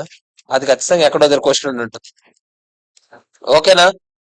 అర్థమైందా లేదా చెప్పండి. రాసేయండి, పనిలో పని తేలిపోద్ది కదా. మనకు రాకపోతే ఇప్పుడు ఆన్సర్ పెద్ద అవుద్ది, సైజు మంచిదే కదా. ఎక్కువ అదే ఎక్కువ ఇంపార్టెంట్. 10th వన్ డైరెక్ట్ గా మీరు చూసి చెప్పవచ్చు ఇది ఏమై ఉంటది క్వశ్చన్. డివిడెండ్ గురించి చెప్తున్నాడంటే క్వశ్చన్ ఎక్స్పెక్ట్ చేయండి, తర్వాత చదవండి. డివిడెండ్ అంటే అది ఎప్పుడు డిక్లేర్ చేసిన డివిడెండ్? డివిడెండ్ ఎగ్జిస్టింగ్ అవుద్దా నాన్ ఎగ్జిస్టింగ్ అవుద్దా? అవునా కదా? ఎప్పుడు డిక్లేర్ చేసామో ఆ ఇయర్ లో మాత్రం అది లైబిలిటీ కింద రికాగ్నైజ్ చేయాలి. ఇది ఒకటే అలాగే. ఇప్పుడు ఏం జరిగింది చెప్పండి. 15 July డిక్లేర్ చేసామంట. క్వార్టర్లీ అంటే ఇంప్లిమెంట్ ఫైనాన్షియల్ రిపోర్టింగ్ గురించి చూడండి. As well as Q1 ending 30th June are better than expected. Okay okay లేదు సారీ, క్వార్టర్లీ కాదు. 2001-2 తాలూకా డివిడెండ్ 15th July 2002 లో డిక్లేర్ చేసాం. ఎందుకంటే Q1 లో కూడా రిజల్ట్స్ బాగున్నాయంట, అందుకు డిక్లేర్ చేసామంట. ఎప్పుడు అయినా లాస్ట్ ఇయర్ డిక్లేర్ చేసాం. ఓకేనా కదా? ఫినాన్స్ స్టేట్మెంట్స్ అప్రూవల్ ఏమో 20th July జరిగాయి, అయినా కూడా మాకు అనవసరం. మేము ఇది ఏం చేస్తాం చెప్పండి, నాన్ ఎగ్జిస్టింగ్ ఈవెంట్ అవుతుంది. మనం జస్ట్ ఎక్కడ చూపించాలని చెప్పాను, అది కూడా చెప్పాను నేను మీకు. నోట్స్ టు అకౌంట్స్ లో చూపించాలి. So therefore it will be accounted. Next year record చేయాలి. జస్ట్ నోట్స్ టు అకౌంట్స్ లో చూపించేస్తే చాలు. ఓకేనా కాదా చెప్పండి. అర్థమైందా లేదు? 11th వన్కి వెళ్ళొచ్చా? 11th వన్ చూడండి. Dividend declared to redeemable preference shares after the reporting period but before the financial statements are approved for the issue. ఏమైనా ఇండియస్ 10 ఏమైనా చెప్పిందా అని అడిగాడు. ఒకసారి ఆగండి, జాగ్రత్తగా వినండి. Indus 10 prescribes accounting treatment for dividends declared to equity share holders మాత్రమే. కానీ dividend is declared to if entity declares dividends to holders of equity instruments as defined in Ind AS 32. Ind AS 32లో మీకు గుర్తుందా? అరే ఎప్పుడైనా సరే మనం చిన్నప్పటి నుంచి నేర్చుకునేటప్పుడు డెట్ అంటే అప్పు, ఈక్విటీ అంటే ఈక్విటీ షేర్ హోల్డర్స్, ఇంతే తెలుసు మనకి. కానీ మనం మార్చేసాం దాని డెఫినేషన్. గుర్తుందా? ఈక్విటీ అంటే ఓన్లీ ఈక్విటీ రాదు. ఇప్పుడు ఒక లోన్ ఉంది, ఆ లోన్ లో కూడా కొంచెం పోర్షన్ ఈక్విటీ ఉండొచ్చు, కొంచెం పోర్షన్ డెట్ ఉండొచ్చు. ఒక ప్రిఫరెన్స్ షేర్ హోల్డర్ ఉన్నాడు, ఆ డివిడెండ్ ఎక్స్పెక్ట్ చేయడు అనుకోండి. డివిడెండ్ ఎక్స్పెక్ట్ చేయడు, రిడీమబుల్ ప్రిఫరెన్స్ షేర్స్ అనుకోండి. డిఫరెంట్. క్యుములేటివ్ ప్రిఫరెన్సెస్ కి నాన్ క్యుములేటివ్ ప్రిఫరెన్సెస్ కి తేడా ఏంటి చెప్పండి. డివిడెండ్ అండ్ క్యుములేటివ్ అంటే ఇప్పుడు కాకపోయినా ఎప్పటికైనా డివిడెండ్ అలా వస్తున్నాం, ఎప్పటికైనా క్యుములేట్ అవుతూ అవుతూ వస్తుంది మీకు ఎప్పటికైనా. నాన్ క్యుములేటివ్ అంటే అసలు రాదు. నాన్ క్యుములేటివ్ ప్రిఫరెన్సెస్ కి నాన్ క్యుములేటివ్ ప్రిఫరెన్సెస్ అంటే ఇయర్ డివిడెండ్ డిక్లేర్ చేస్తే వస్తుంది, లేకపోతే లేదు. మీకు ఒకటే రూల్ ఏంటి, డివిడెండ్ ఇద్దామనే ఉద్దేశం ఉంటే ఈక్విటీ షేర్ హోల్డర్స్ కన్నా మీకు ముందు ఇవ్వాలి, అంతే తప్ప మీకు ఇంకే ప్రొటెక్షన్ ఉండదు. ఇప్పుడు రెడీమబుల్ అంటే ఏంటో చెప్పండి. రెడీమబుల్ ప్రిఫరెన్సెస్ అంటే ఏంటి కదా. ఇప్పుడు నాన్ క్యుములేటివ్ రెడీమబుల్ ప్రిఫరెన్స్ షేర్స్ అంటే ఏంటి. డివిడెండ్ రాదు, కానీ ఎప్పటికైనా రిడమ్షన్ జరుగుతుంది. ఓనర్ అంటే ఎలా ఉండాలి చెప్పండి. ఓనర్ అంటే ఎలా ఆలోచించాలి, నాకు ఎప్పుడు కూడా లాభాన్ని ఎక్స్పెక్ట్ చేయకూడదు. నాన్ క్యుములేటివ్ పోర్షన్ ఏదైతే ఉందో దీంట్లో లాభం ఎక్స్పెక్ట్ చేస్తున్నాడా, కానీ రిడీమబుల్ ఏదైతే ఉందో దాంట్లో ఎప్పటికైనా ఎక్స్పెక్ట్ చేస్తున్నాడా. అంటే ఈ దాంట్లో ఓనర్షిప్ ఇంట్రెస్ట్లు ఉన్నాయి, నాన్ ఓనర్ లాగా బిహేవ్ చేస్తున్నాడు. దీన్నే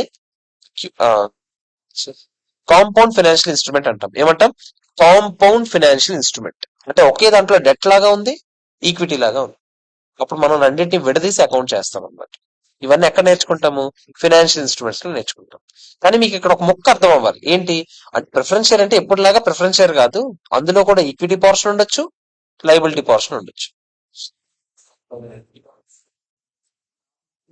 డిపెండ్స్. పార్టిసిపేటింగ్ ప్రిఫరెన్స్ షేర్స్ ఉండొచ్చు, నాన్ పార్టిసిపేటింగ్ ప్రిఫరెన్స్ షేర్స్ ఉండొచ్చు. ఏంటన్నమాట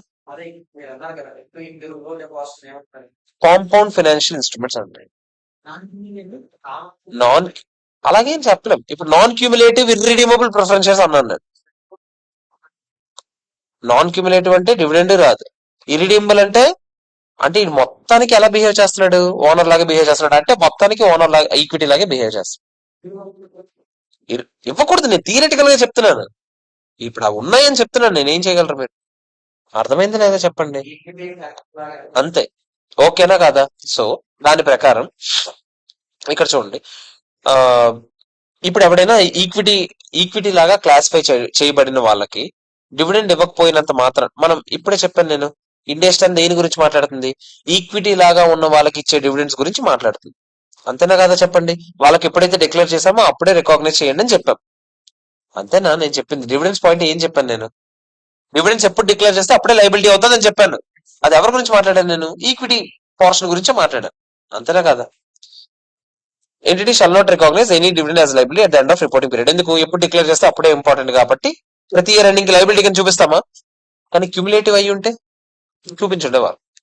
hour Ind AS does not prescribe accounting treatment for redeemable preference shares. అప్పుడు మనం ఏం చేయాలి, ఇండియస్ 32 ప్రకారం ఫైనాన్షియల్ స్టేట్మెంట్స్ ప్రకారం ముందు మనం చెక్ చేయాలి, మ్యాండేటరీ రిడమ్షన్ కాదా, దాన్ని బట్టి ఆడికి ఏం రిడమ్షన్ వస్తుంది, దాన్ని బట్టి అది లైబిలిటీయా ఈక్విటీయా ఏదో ఒకటి డిసైడ్ చేయాలి. ఈ రిడీమబుల్ పోర్షన్ ఏదైతే ఉందో, రెడీమబుల్ అంటే ఏంటి ప్రస్తుతానికి ఏం తెలియదు అనుకుందాం, రెడీమబుల్ రిడమ్షన్ క్యాష్ జరుగుతుంది అనుకుందాం. అప్పుడు ఇది లైబిలిటీ లాగా అవుతుందా.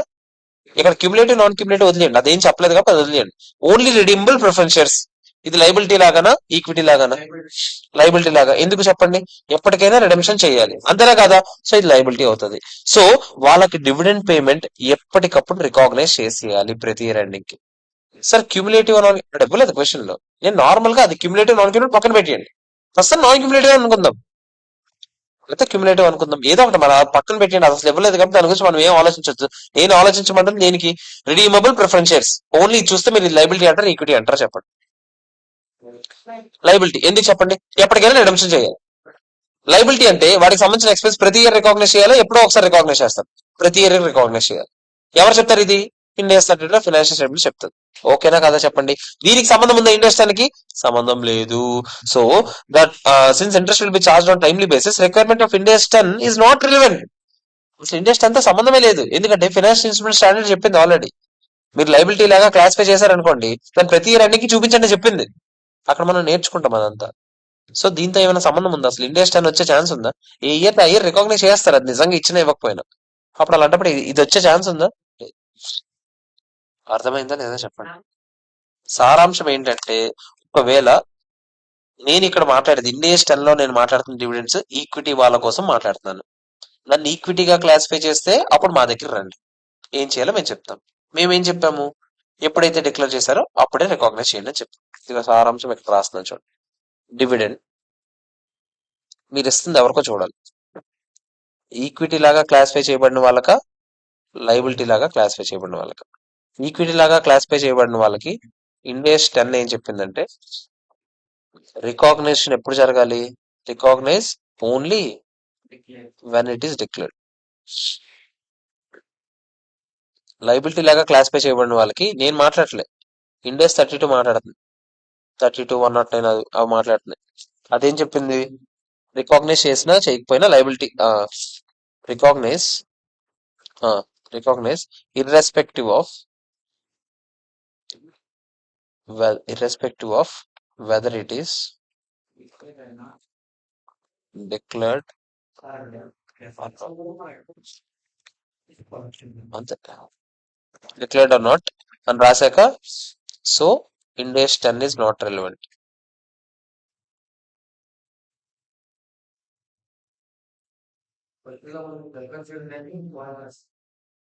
డిపెండ్స్ రా, మన ప్రిఫరెన్స్ ఇవ్వండి అన్న వెంటనే రాసేకూడదు.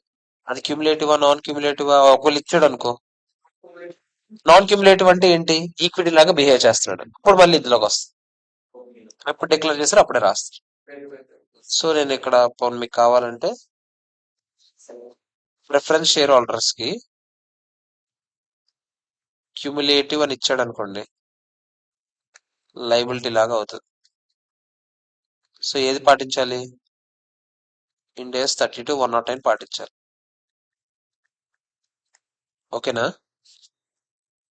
నాన్ క్యూములేటివ్ అనుకోండి, ఈక్విటీ లాగా అవుతుంది.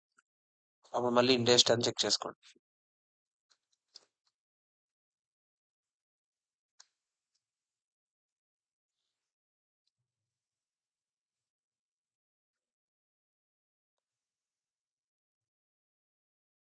అర్థమైందా లేదా చెప్పాలి నాకు.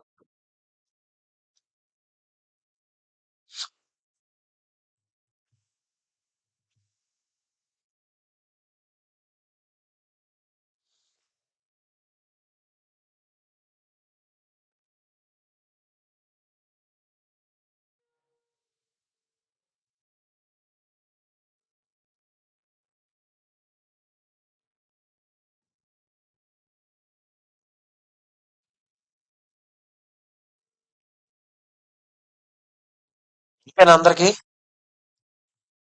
ఇప్పుడు ఫాస్ట్ గా అయిపోతాయి ఎందుకంటే ఆల్రెడీ ఇవన్నీ చేశాం కాబట్టి. చూడండి ఫస్ట్ క్వశ్చన్ చెప్పండి నాకు ఫాస్ట్ గా answer. Interim results Q1 30th June. Same question కాదా చెప్పండి. 5th July ఏదో జరిగిందంట, అప్పటికి ఏజీఎం జరగలేదంట, ఏం అడుగుతున్నాడు అసలు? ఆగండి.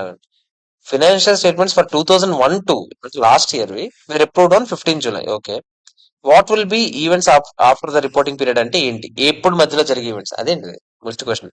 31st March నుంచి ఎప్పుడు అప్రూవల్ జరిగింది? 15 July. అయిపోయింది ఆన్సర్. అంతే కదా, మధ్యలో ఏదో కన్ఫ్యూజ్ చేయడానికి మధ్యలో క్వార్టర్ జరిగింది అవన్నీ మనకెందుకు.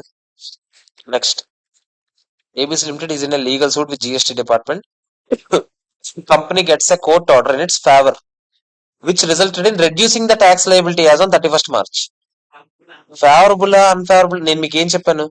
ఇండస్ట్రియల్ ఫేవరబుల్ అయినా అన్ఫేవరబుల్ అయినా ఎగ్జిస్టింగ్ గా నాన్ ఎగ్జిస్టింగ్ గా చూస్తాం అంతే. ఇది ఎగ్జిస్టింగ్ గా నాన్ ఎగ్జిస్టింగ్ గా చెప్పండి. ఎగ్జిస్టింగ్ ఈవెంట్, ఇంక అప్రూవల్ జరగలేదు కాబట్టి ఎగ్జిస్టింగ్ ఈవెంట్ కాబట్టి మనం కన్సిడర్ చేయాలా లేదా చెప్పండి? కన్సిడర్డ్. ఈవెన్ ఫేవరబుల్ ఈవెంట్స్ అయినా కన్సిడర్ చేస్తాం. What is important? ఏంటి ఇంపార్టెంట్? అది ఎగ్జిస్టింగ్ గా నాన్ ఎగ్జిస్టింగ్ అనేది ఇంపార్టెంట్ తప్ప ఫేవరబుల్ అన్ఫేవరబుల్ అని ఇంపార్టెంటా? Next, trading laptops. Company has 50 laptops which were purchase 45,000 కొన్నామంట. Company has consider the same price for calculation of inventory. అప్పుడే లెక్కెట్టామంట. అడ్వాన్స్ వెర్షన్ రిలీజ్ అవడం వల్ల మార్కెట్ ప్రైస్ పడిపోయిందంట సడన్ గా. ఎన్ఆర్వి గురించేనా? సేమ్ క్వశ్చన్ చేసామా లేదా చెప్పండి. ఎన్ఆర్వి పడిపోయింది. మీకు ఏం చెప్పాను? ఎన్ఆర్వి పడిపోతే మనం ఇది ఎగ్జిస్టింగ్ ఈవెంట్ అవుద్దా నాన్ ఎగ్జిస్టింగ్ ఈవెంట్ అవుద్దని చెప్పాను. ఇందాకలే చెప్పాను నేను మీకు. ఎగ్జిస్టింగ్ ఈవెంట్ అయినా కాదా చెప్పండి. So decrease in NRV should be considered as existing event. ఇదే కదా పైన చేసాము. 4th వన్ చూద్దామా? Large size civil construction contract అంట for public sector undertaking valued at 200 కోట్లు మనం వాల్యూ చేసాం. Execution of the project started and continued in the next financial year also. During the course of execution on 29th May, the company found while raising the foundation work that it met a rocky surface and cost of the contract would go up. మనం 200 కోట్లు అవుద్ది అనుకున్నామా? ఆ construction ఏదో చేస్తున్నాం, మధ్యలో ఒక రాయి తగిలింది. ఆ రాయి తీయడానికి చాలా ఖర్చు అవుతుంది, ఒక ఎక్స్ట్రా 50 కోట్లు అయిపోద్ది అని అనుకున్నాం. Which would not be recoverable from the contract. ఎందుకంటే కాంట్రాక్ట్ ముందే చెప్పాడు మనకి, ఏమని చెప్పాడు, మాకు సంబంధం లేదు, 200 కోట్లు అన్నా 200 కోట్లు పని అయిపోవాలి, ఎక్స్ట్రాగా 50 కోట్లు నీ ఖర్చు అయితే నాకేంటి సంబంధం అని ముందే రాసుకున్నాం. మరి మనం రిస్క్ భరించాం, మనకి బొక్కడిపోయింది. ఓకేనా కదా, ఇది జరిగింది ఇది. ఇప్పుడు ఏం చేయాలి, కంపెనీ ఫైనాన్స్ స్టేట్మెంట్స్ ఇంకా అప్రూవల్ జరగలేదు, అప్పుడు ఇంక 15 జూన్ అప్రూవల్ జరిగాయి. ఓకేనా, మనం ఎప్పుడు 29th మే దొరికేసింది ఆ రాయి. అంతేనా? ఎగ్జిస్టింగ్ ఈవెంట్ అవుతా, నాన్ ఎగ్జిస్టింగ్ ఈవెంట్ అవుతా చెప్పండి, ఆలోచించి. అప్పుడు తెలియదు, కానీ అప్పటికే నీ కాంట్రాక్ట్ నడుస్తుందా లేదా చెప్పండి. Same logic. అంతే కదా. ఇప్పుడు కాంట్రాక్ట్ లో ఆల్రెడీ మనం రాసుకున్నాం, ఏమని రాసుకున్నాం, ఫ్యూచర్ లో ఏదైనా జరిగినా కూడా మాకు సంబంధం ఉందని రాసుకున్నామా? లేదు. జరిగింది అది, ఎవిడెన్స్ తర్వాత వచ్చింది, సింపుల్ గా చెప్పాలంటే. కానీ ఈవెంట్స్ ఆ రోజుకి జరుగుతున్నాయా లేదా చెప్పండి. సో ఇది ఎగ్జిస్టింగ్ ఈవెంట్ అవుతా, నాన్ ఎగ్జిస్టింగ్ ఈవెంట్ అవుతా? సంబంధం లేదు ఇన్ ద సెన్స్, నువ్వు కాంట్రాక్టర్ గురించి మాట్లాడుతావు, ఎవరి గురించి మాట్లాడుతావు, నేను కాంట్రాక్టర్ గురించి మాట్లాడితే కాంట్రాక్టర్ కే సంబంధం ఉంది, కాంట్రాక్టరే చూసుకోవాలి అన్ని, కాంట్రాక్టర్ లాస్ భరించాలి, కాంట్రాక్టీకి సంబంధం లేదు. మనం అన్నప్పుడు కాంట్రాక్టర్ ఏమో అని ఆలోచిస్తాడు, ఆల్రెడీ ఇది ఉంది అని భయపడుతూ ఉంటాడు. కరెక్ట్ గా నాడు భయం నిజమైంది కొన్ని రోజుల తర్వాత. మరి ఇది ఎగ్జిస్టింగ్ ఈవెంట్ అవుతుందా, నాన్ ఎగ్జిస్టింగ్ ఈవెంట్? ఎగ్జిస్టింగ్ ఈవెంటే కదా. సేమ్ ఒక డెటార్ లాగారా, డెటార్ నీకు ఆల్రెడీ ఆడు ఈ 70 అని భయపడుతున్నావు, కొన్ని రోజులు అది నిజంగా ఇన్సాల్వెంట్ అయ్యాడు, అప్పుడు అదేంటి సేమ్ అనా? ఇది కూడా అంతే. ఓకేనా కాదా చెప్పండి. చూసారు ఇక్కడ ఆడేం చెప్తున్నాడు, ఆడు ఆన్సర్ చేసే విధానం చూడండి. రాక్ ఎప్పుడో ఉంది అక్కడే, తవ్వింది ఇప్పుడు కదా, అర్థమైందా, రాక్ తగిలింది ఇప్పుడు తవ్వకల్లో, సో ఎవిడెన్స్ ఇప్పుడు దొరికింది అంతే తప్ప అది ఎప్పటి నుంచో ఉందా కదా. సో అది అడ్జస్టింగ్ ఈవెంట్ అవుతుంది. 5th వన్ చూడండి, ఎన్నున్నాయి ఇంకా. ఆ, అంటే ఇంకా 6 + 3 9 ఉన్నాయి అంతే. చేసేద్దాం, అయిపోద్ది ఈరోజు. స్టాండర్డ్ అయిపోయిందిరా తోలా. ఈ లెక్కన 5 రోజుల్లో 5 స్టాండర్డ్లు అయిపోతే బాగుండరా. ఈ చిన్నవి చిన్నవి వేరేద్దాం ఇలాగా, లేకపోతే ఆహా, బారోయింగ్ కాస్ట్ లో ప్రాబ్లమ్స్ మహా అయితే నీకు 4-5 ఉంటాయి అంతే. అది సండే వచ్చినప్పుడు అప్పుడు కావాలంటే. ఇది చూద్దాం ఒకసారి ఫస్ట్ 5th వన్ చూడండి. A Limited was required to pay penalty for a breach in the performance of contract. Okay. A Limited believed that penalty was payable at a lower amount than the amount declared by other party. మన నమ్మకం, మనం తక్కువే pay చేయాలి, penalty pay చేయాలని మనకి నమ్మకం ఉంది, తక్కువ పే చేయాలనుకుంటున్నా. అంటే ఏంటి, ఈవెంట్ ఆ రోజుకు ఉంది బట్ నువ్వు తక్కువ ఎస్టిమేట్ చేస్తున్నావు, అంతేనా కాదా చెప్పండి. కోర్ట్ కేసు రా, కోర్ట్ కేసు ఉంది, ప్రొవిజన్ పెట్టాను కానీ తక్కువ అని ఎక్స్పెక్ట్ చేస్తున్నాను. బ్యాడ్ డెటార్ రా, అయ్యాడు, 50% ప్రొవిజన్ పెట్టాను నేను. ఆ తర్వాత ఏం జరిగింది, created provision for the penalty but also approach the arbitrator దగ్గరికి వెళ్ళాడు with submission that it may be dismiss with cost. Arbitration కోసం వెళ్ళాడంటే, ఆర్బిట్రేషన్ అంటే తెలుసు కదా, మధ్యవర్తుల దగ్గరికి వెళ్ళారు అంటే out of court settlement, simple గా చెప్పండి arbitration. A limited prepare the financial statements ఎప్పుడు ప్రిపేర్ చేసాం, 2001-2 which were approved in July. Okay. June లో ఆర్బిట్రేటర్ ఏం చెప్పాడు, awarded the case in favour of a limited. as a result of the award the provision earlier made was required to be reduced. Okay, అంటే favourable event జరిగింది, మనకు అనుకూలంగా జరిగింది. Arbitrator also decide that cost of the case should be borne by other party. ఓడి అమ్మ, ఆడు ఇంకా super గా ఇచ్చాడు జడ్జ్మెంట్, మనం కట్టక్కర్లేదు, అవతలడే కట్టుకోవాలి, అన్ని ఏదో చెప్తున్నాడు. ఆర్బిట్రేషన్ కాస్ట్ కూడా ఎవడ పెట్టాలంట, అవతలడే పెట్టాలంట. Now whether a limited is required to remeasure the provision and what would be the accounting treatment of the cost that will be recovered so and so. మీకు ఏం చెప్పాను, ఫేవరబుల్ అన్ఫేవరబుల్ చూస్తామా, చూడం, adjusting గా నాన్ అడ్జస్టింగ్ గా చూస్తాం అంతే. ఏది adjusting గా నాన్ అడ్జస్టింగ్ గా. ఆర్బిట్రేటర్ దగ్గరికి ఎప్పుడు వెళ్ళాం మనం, ఏం చెప్పలేదు, అంటే ఆర్బిట్రేటర్ దగ్గర ముందే వెళ్ళిపోయాం, అంతేనా కదా చెప్పండి. ఆర్బిట్రేటర్ దగ్గరికి వెళ్ళాం, అది ఇంకా నడుస్తుంది. ఫేవరబుల్ గా ఎవరు ఫేవరబుల్ గా వచ్చింది చెప్పండి, మనకే కదా ఫేవరబుల్ గా వచ్చింది, అంతే కదా. అదే ఐ మీన్ జడ్జ్మెంట్ ఎప్పుడు వచ్చింది, before the approval of financial statements అయినా కదా చెప్పండి. ఆ రోజుకి ఆల్రెడీ జరుగుతుంది కేసు, నాకు ఫేవరబుల్ గా వచ్చింది, రికార్డ్ చేయాలి లేదా చెప్పండి, చేయాలి. ఈ జడ్జ్మెంట్ అప్పుడు అసలు సంబంధమే లేదు, అప్రూవల్ అయిపోయిన తర్వాత ఇంకెందుకు మారుస్తారు ఫైనాన్షియల్ స్టేట్మెంట్స్. అప్రూవల్ అయిపోయిందని అసలు events after the reporting date అంటేనే నేను మీకు ఏం చెప్పాను, బిఫోర్ ద అప్రూవల్ అని చెప్పాను. అప్రూవల్ తర్వాత వస్తే ఇంకెందుకు మనకి, నెక్స్ట్ ఇయర్ రికార్డ్ చేసుకుంటాం, ఈ ఇయర్ సంబంధం లేదు. ఓకేనా. సో ఇక్కడ చూడండి, అడ్జస్ట్ చేయాలా లేదా, అడ్జస్టింగ్ ఈవెంట్ అని చెప్తున్నాడు, అందుకే అడ్జస్ట్ చేయాలా లేదా, అడ్జస్ట్ చేయాలి. ఓకేనా కాదా చెప్పండి. అలాగే మీకు గుర్తుంటే ఏవైతే మీరు ఖర్చులు పెట్టారో అది కూడా ఎవరి దగ్గర నుంచి లాక్కోవచ్చు అని చెప్పాడు, should be borne by other party అని చెప్పాడు లేదా. ఎందుకు ఆర్బిట్రేటర్ దగ్గరికి ఎవరు వెళ్ళాడు చెప్పండి. Also approves the arbitrator with submission to the case that may be dismissed with cost. Arbitrator దగ్గరికి వెళ్ళింది నేనే, అంటే ఫస్ట్ నేను కట్టింది ఎవరు, నేనే. తర్వాత అడేమని తెలిసాడు ఆర్బిట్రేటర్, వాడే కట్టుకోవాలని చెప్పాడా లేదా చెప్పండి. సో ఒక రైట్ ఉందా లేదా నీ దగ్గర రికవర్ చేసుకోవడానికి? అంతేనా కాదా చెప్పండి. సో ఇది ఏమవుతుంది? ఒక కంటింజెంట్ అసెట్ అవుతుంది. కంటింజెంట్ అసెట్ అంటే ఏంటి? సేమ్ ఫ్యూచర్ లో మనకి వస్తది అనేది కంటింజెంట్ లైబిలిటీ. ఫ్యూచర్ లో కట్టొచ్చేమో అని ఫ్యూచర్ లో వస్తుంది. ఆర్బిట్రేటర్ దగ్గర కదా, ఎందుకంటే ఇప్పుడు కోర్టు ఆర్డర్ ఫైనల్, ఆర్బిట్రేటర్ మళ్ళీ ఆ డెబ్బిల్కి వెళ్ళాడు అనుకో, అప్పుడు మనం ఏం చేయలేం కదా. అందుకని ఓకేనా కదా. కంటింజెంట్ అసెట్ అంటే ఏంటో మళ్ళీ చెప్తున్నాడు. కంటింజెంట్ అసెట్ గురించి చెప్తూ అవన్నీ ఏం చేయాలో చెప్తున్నాడు. ఇదంతా మనం ఎక్కడ నేర్చుకుంటాం? ఇండెస్ 37 కంటింజెంట్ అసెట్ గురించి ఏమేమి చేయాలో అవన్నీ అక్కడ నేర్చుకుంటాం. ఓకేనా కదా చెప్పండి. రేపే ఎల్లుండో చేద్దాం అది కూడా.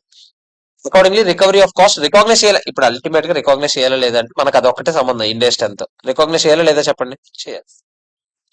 ఓకేనా కదా చెప్పండి. అర్థమైందా లేదా? క్లియర్. 6th 1కి వెళ్దామా?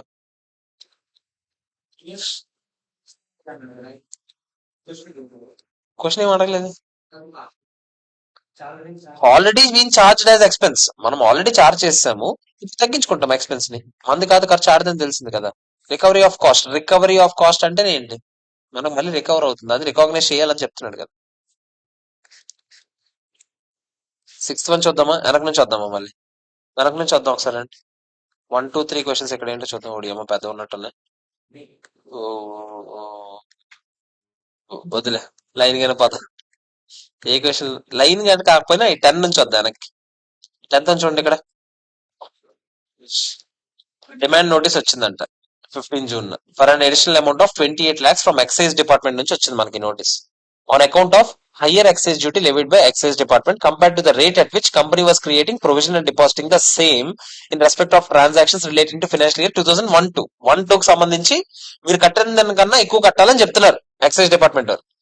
ఫైనాన్స్ స్టేట్మెంట్స్ ఎప్పుడు అప్రూవల్ జరిగింది? 10th August జరిగింది. జూలైలో ఏపీల్కి వెళ్ళాం మనం డిమాండ్ కి అగేన్స్ట్ గా.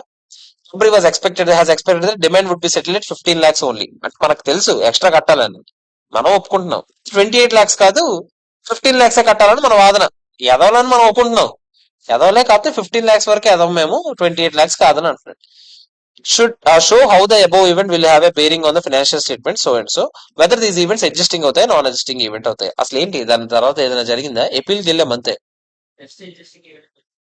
ప్రస్తుతానికి ఏం జరగలేదు అంతే కదా. అంతే కదా చెప్పండి. సో అది ఏమంటాడు? ముందు అడ్జస్టింగ్ ఈవెంట్ అంటే ఏంటి, నాన్ అడ్జస్టింగ్ ఈవెంట్ అంటే ఏంటో చెప్తున్నాడు. మనకెందుకు? In accordance with the principles of అదే in instant case demand notice has been received on 15th June. అంతేనా కదా చెప్పండి. ఎప్పుడు వచ్చింది 15 June నోటీస్ అంటే? After the balance sheet date, before the approval of financial statements. Therefore it is in event after the reporting period. అది మనకి తెలుసు. After the reporting period అని చెప్తున్నాడు. This demand for additional amount has been raised because of higher rate of excise duty in respect of goods already manufacture during the reporting period. అంటే already manufacture అయిన వాటికి సంబంధించిందే కదా ఇది. అంటే condition already existing on balance sheet date అయినా కాదా చెప్పండి. Balance sheet. The goods have been manufactured during the reporting period on which additional excise duty has been levied, and this event has been confirmed by the receipt of demand notice. Therefore, it is an adjusting or non-adjusting? Adjusting. అంతేనా కాదా చెప్పండి. Adjusting event అయితే, once adjusting event అయితే recognise చేయాలి, అది మనకే తెలుసు. మనం ఏమనుకుంటున్నాము? 15 lakhs కట్టాలనుకుంటున్నాం. ఇండియా 37 ఏం చెప్పిందంటే మీరు ఎస్టిమేట్ చేయండి, బెస్ట్ ఎస్టిమేట్ ఏదైతే అదే. మనం ఎస్టిమేట్ ప్రకారం ఏమని తెలిసింది?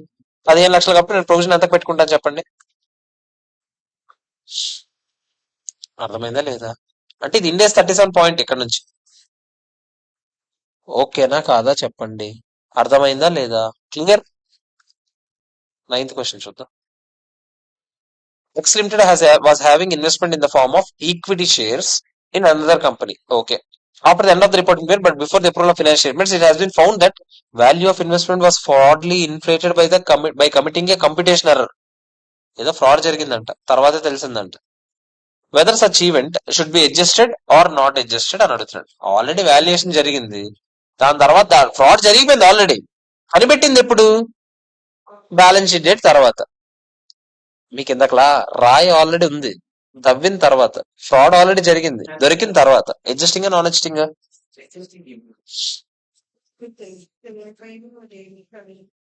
అంతే. మీకు ఏం చెప్పాను, ఆ రోజుకి అది ఆల్రెడీ అది జరిగింది, మీకు తెలియదు అంతే. దాని ఎవిడెన్స్ మీకు తర్వాత వచ్చింది. సేమ్ లాజిక్ ఇప్పుడు చూడండి. Fraud has been committed and as a result of the same present an incorrect picture which has been detected after the balance sheet date, అదే after the reporting period but before the approval of financial statements. అందుకే ఇది ఏమవుతుంది? Adjusting. ఓకేనా కాదా చెప్పండి. Same ఇందాక లాగేరా, రాయి ఉంది, తర్వాత దొరికింది. ఫ్రాడ్ ఉంది, తర్వాత దొరికింది. ఓకేనా? ఎయిత్ వరకు వెళ్ళొచ్చా? చెప్పు. ఈడ్చే అదేరా, ఆ ఇన్వెస్ట్మెంట్స్ ఉందా, మనం ఏదైతే వాల్యూ ఇన్వెస్ట్మెంట్స్ చాలా ఎక్కువ చూపించామని తెలిసిన తర్వాత ఎవడో ఒకటి కావాలని ఎక్కువ చూపించడం తెలిసింది. సేమ్ అదే. నేను నీకు అందుకే ఏమని చెప్తున్నాను, వాల్యూ ఇంతకు వాల్యూ చేయాల్సిన ఇన్వెస్ట్మెంట్స్ కావాలని ఎక్కువ వాల్యూ చేసి చూపించాం. ఎందుకు? అసెట్స్ ఇన్ఫ్లేట్ చేయడానికి, జనాలు మోసం చేయడానికి. ఆ ఫ్రాడ్ తర్వాత దొరికిందండి, అంటే ఆల్రెడీ జరిగింది, మన తర్వాత దొరికింది, మనం ఇప్పుడు మళ్ళీ కరెక్ట్ చేస్తాం. ఓకేనా కాదా చెప్పండి. ఎయిత్ క్వశ్చన్ చూడండి, జాగ్రత్త చూడండి. Whether the fraud related to 2001 to discovered after the end of the reporting period but before the date of April statements is an adjusting event కాదా అని అడుగుతున్నాడు. మీరు నాకు చెప్పండి, adjusting event కాదా? అడ్జస్టింగ్ ఈవెంటే, it is an adjusting event. కాకపోతే extra ఒక పాయింట్ చెప్తున్నా చూడండి. More over Ind AS 10 specifically provides that discovery of fraud or after the end of the reporting period ఒకవేళ దొరుకుంటే.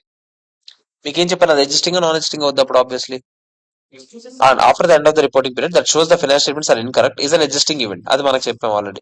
Such a discovery of fraud should be accounted for in so and so and so if it defines ఏమంటాను రాయకూడదు.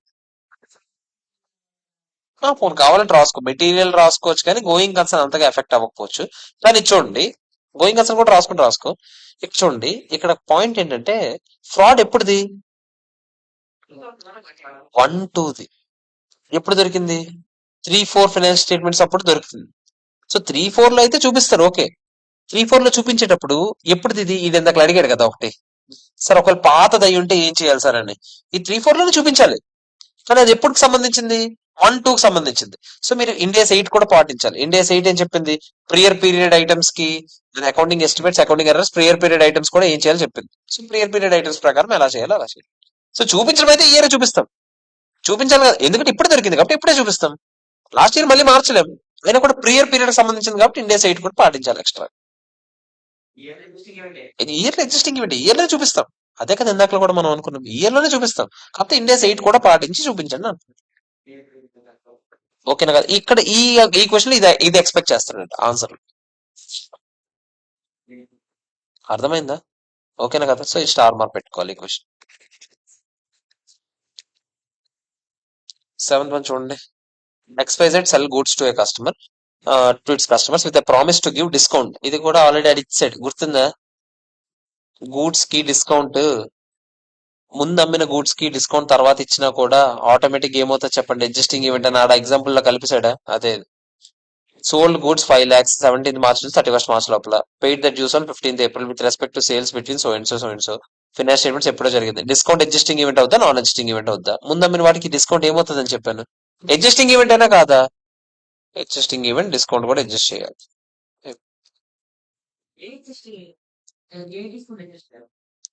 వాడి నుంచి రావాలి కదా, receivable amount ఉంది కదా, ఆ receivable amount ఇంత రావాలని చూపించావు, కానీ తర్వాత డిస్కౌంట్ ఇచ్చావు నువ్వు. ఇచ్చావు ఏదో ఒకటి, నువ్వు ఏదైతే ఇస్తానని ఫిక్స్ అయ్యావో ఆ డిస్కౌంట్ అడ్జస్ట్ చేయాలి. వాడి దగ్గర నుంచి రికవరీ ఎప్పుడు జరిగింది? ముందు నువ్వు ఫస్ట్ డిస్కౌంట్ చూపించలేదురా, వాడికి 10 లక్షలకి అమ్మా, 10 లక్షలకి రిక్రూట్ చేస్తావు, అది డెటార్స్ టు సేల్స్, 10 లక్షలు అయిపోయింది. తర్వాత ఏం జరిగింది? నేను తర్వాత ఇప్పుడు పేమెంట్ ఒకవేళ నువ్వు 15 days లోపల చేస్తే నీకు డిస్కౌంట్ ఇస్తానని ప్రామిస్ చేశాను ముందే. ఇప్పటికైతే నువ్వు ఇవ్వలేదు కదా పేమెంట్. నేను ఎంట్రీ ఏమని వేసుంటాను అప్పుడు? ట్రేడ్ డిస్కౌంట్ అయితే అప్పుడే రాస్తుండేవాడు, అసలు బుక్స్ లో చూపించండి ట్రేడ్ డిస్కౌంట్. 15 లక్షలది 14 లక్షలకి అమ్మాము అనుకో, అప్పుడు అసలు బుక్స్ లోనే చూపించాం. ఇక్కడ ఏం జరిగింది? 15 లక్షలకి అమ్మాను, అడిగి ఏం చెప్పారంటే 15 రోజుల లోపల పేమెంట్ చేస్తే ఇంకో ₹1,00,000 డిస్కౌంట్ ఇస్తానని చెప్పాను. సో ఇది నీకు ముందే తెలుసా డిస్కౌంట్ వస్తుందో? తెలియదు, కానీ ప్రామిస్ అయితే చేస్తున్నావో లేదో చెప్పండి. అంతేనా కాదా? దానికి సంబంధించి నిజంగా పేమెంట్ చేశాడు. ఎప్పుడు చేశాడు? 31st March తర్వాత. కానీ ఎప్పటికన్నా ముందు? ఏప్రిల్ ఫైనాన్స్ స్టేట్మెంట్స్ కన్నా ముందు.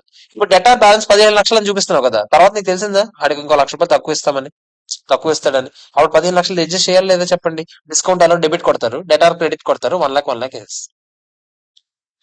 అప్పుడు డెటార్ నుంచి ఎంత రావాలని కనిపిస్తుంది? 14 lakhs రావాలని కనిపిస్తుంది. ఆ తర్వాత నెక్స్ట్ ఇయర్ లో ఆ డబ్బులు వచ్చిన ఎంట్రీ వేసుకో. ఓకేనా కాదా? అర్థమైందా లేదా చెప్పండి? క్లియరా? లాస్ట్ అండ్ ఫైనల్ క్వశ్చన్ ఇందులో, ఇంక 3 ఉన్నాయి తర్వాత. 6th వన్ చూడండి.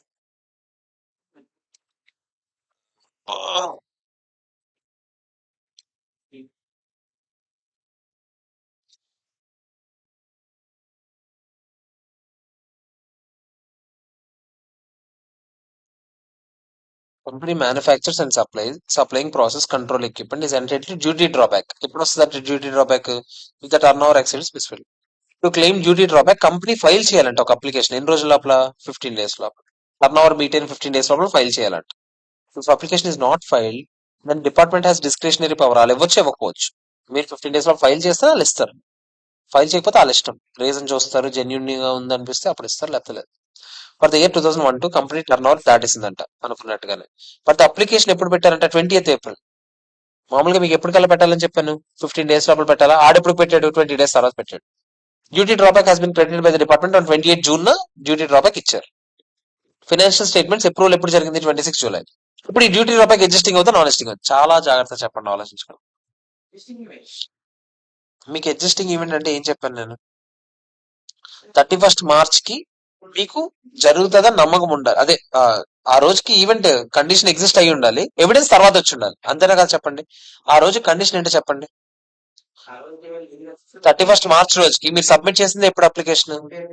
అంటే 15 days లోపల సబ్మిట్ చేశారా చేయలేదా? సో మీరు ముందుగానే చెప్పగలరా డిపార్ట్మెంట్ మీకు ఇస్తుందో ఇవ్వదో? డిపార్ట్మెంట్ ఇస్తుందో ఇవ్వదో ఎవరి చేతిలో ఉంది చెప్పండి? డిపార్ట్మెంట్ చేతిలో ఉంది. డిపార్ట్మెంట్ ఇచ్చింది ఓకే, బట్ మీకు ఏం చెప్పాను? Events occurring after the balance sheet date అంటే ఆ రోజు కండిషన్ ఎగ్జిస్ట్ అయి ఉండాలి అని చెప్పాను. మీరు అప్లికేషన్ పెట్టింది ఎప్పుడు? 20 days తర్వాత. ఇదేనా కాదా చెప్పండి? మీరు అప్లికేషన్ పెట్టింది ఎప్పుడు? 20th టైమా ఆఫ్టర్ ద టైమా? ఆఫ్టర్ ద టైం పెట్టారు. అంతేనా కాదా చెప్పండి? ఆ రోజుకి మీరు ప్రూవ్ చేయగలరా వస్తుందని? చేయలేదు. సో ఇక్కడ చూడండి, ఏదది in accordance with about duty drawback credit which was contingent asset for the financial year 2001-2 కి అది కంటింజెంట్ అసెట్ అవుతుంది. Should be recognised as an asset and related income should be recognised in the reporting period which change occurs. అంటే ఎప్పుడు? 2002-3 లోనే record చేయాలి, 1-2 లో adjust చేయకూడదు. చాలా చాలా ఇంపార్టెంట్ క్వశ్చన్ ఇది, స్టార్ మార్క్ పెట్టుకోండి. ఏం చెప్తున్నాను? 1-2 కి సంబంధించింది ఇది, కానీ ఆ రోజుకి జస్ట్ కంటింజెంట్ అసెట్ మాత్రమే. ఎందుకు చెప్పండి? ఆ రోజుకి ఇది ఎందుకు కంటింజెంట్ అసెట్ అన్నా చెప్పండి. ఎందుకంటే 15 days లోపల పెట్టలేదు కాబట్టి, ఆడు ఇస్తాడో లేదో తెలియదు కాబట్టి కంటింజెంట్ అసెట్ మాత్రమే. నిజంగా అసెట్ అవుతుంది లేదో ఆడి చేతిలో ఉంది. కోర్స్ ఆడు చేశాడు అసెట్ కిందే, కానీ ఇది ఎప్పుడు రికార్డ్ చేస్తాం? తర్వాత రికార్డ్ చేస్తాం. అదే 15 days ముందే ఈ అప్లికేషన్ పెట్టుండుంటే నేను ఆ రోజే ఇది రాస్తుండేవాడిని అసెట్ కింద.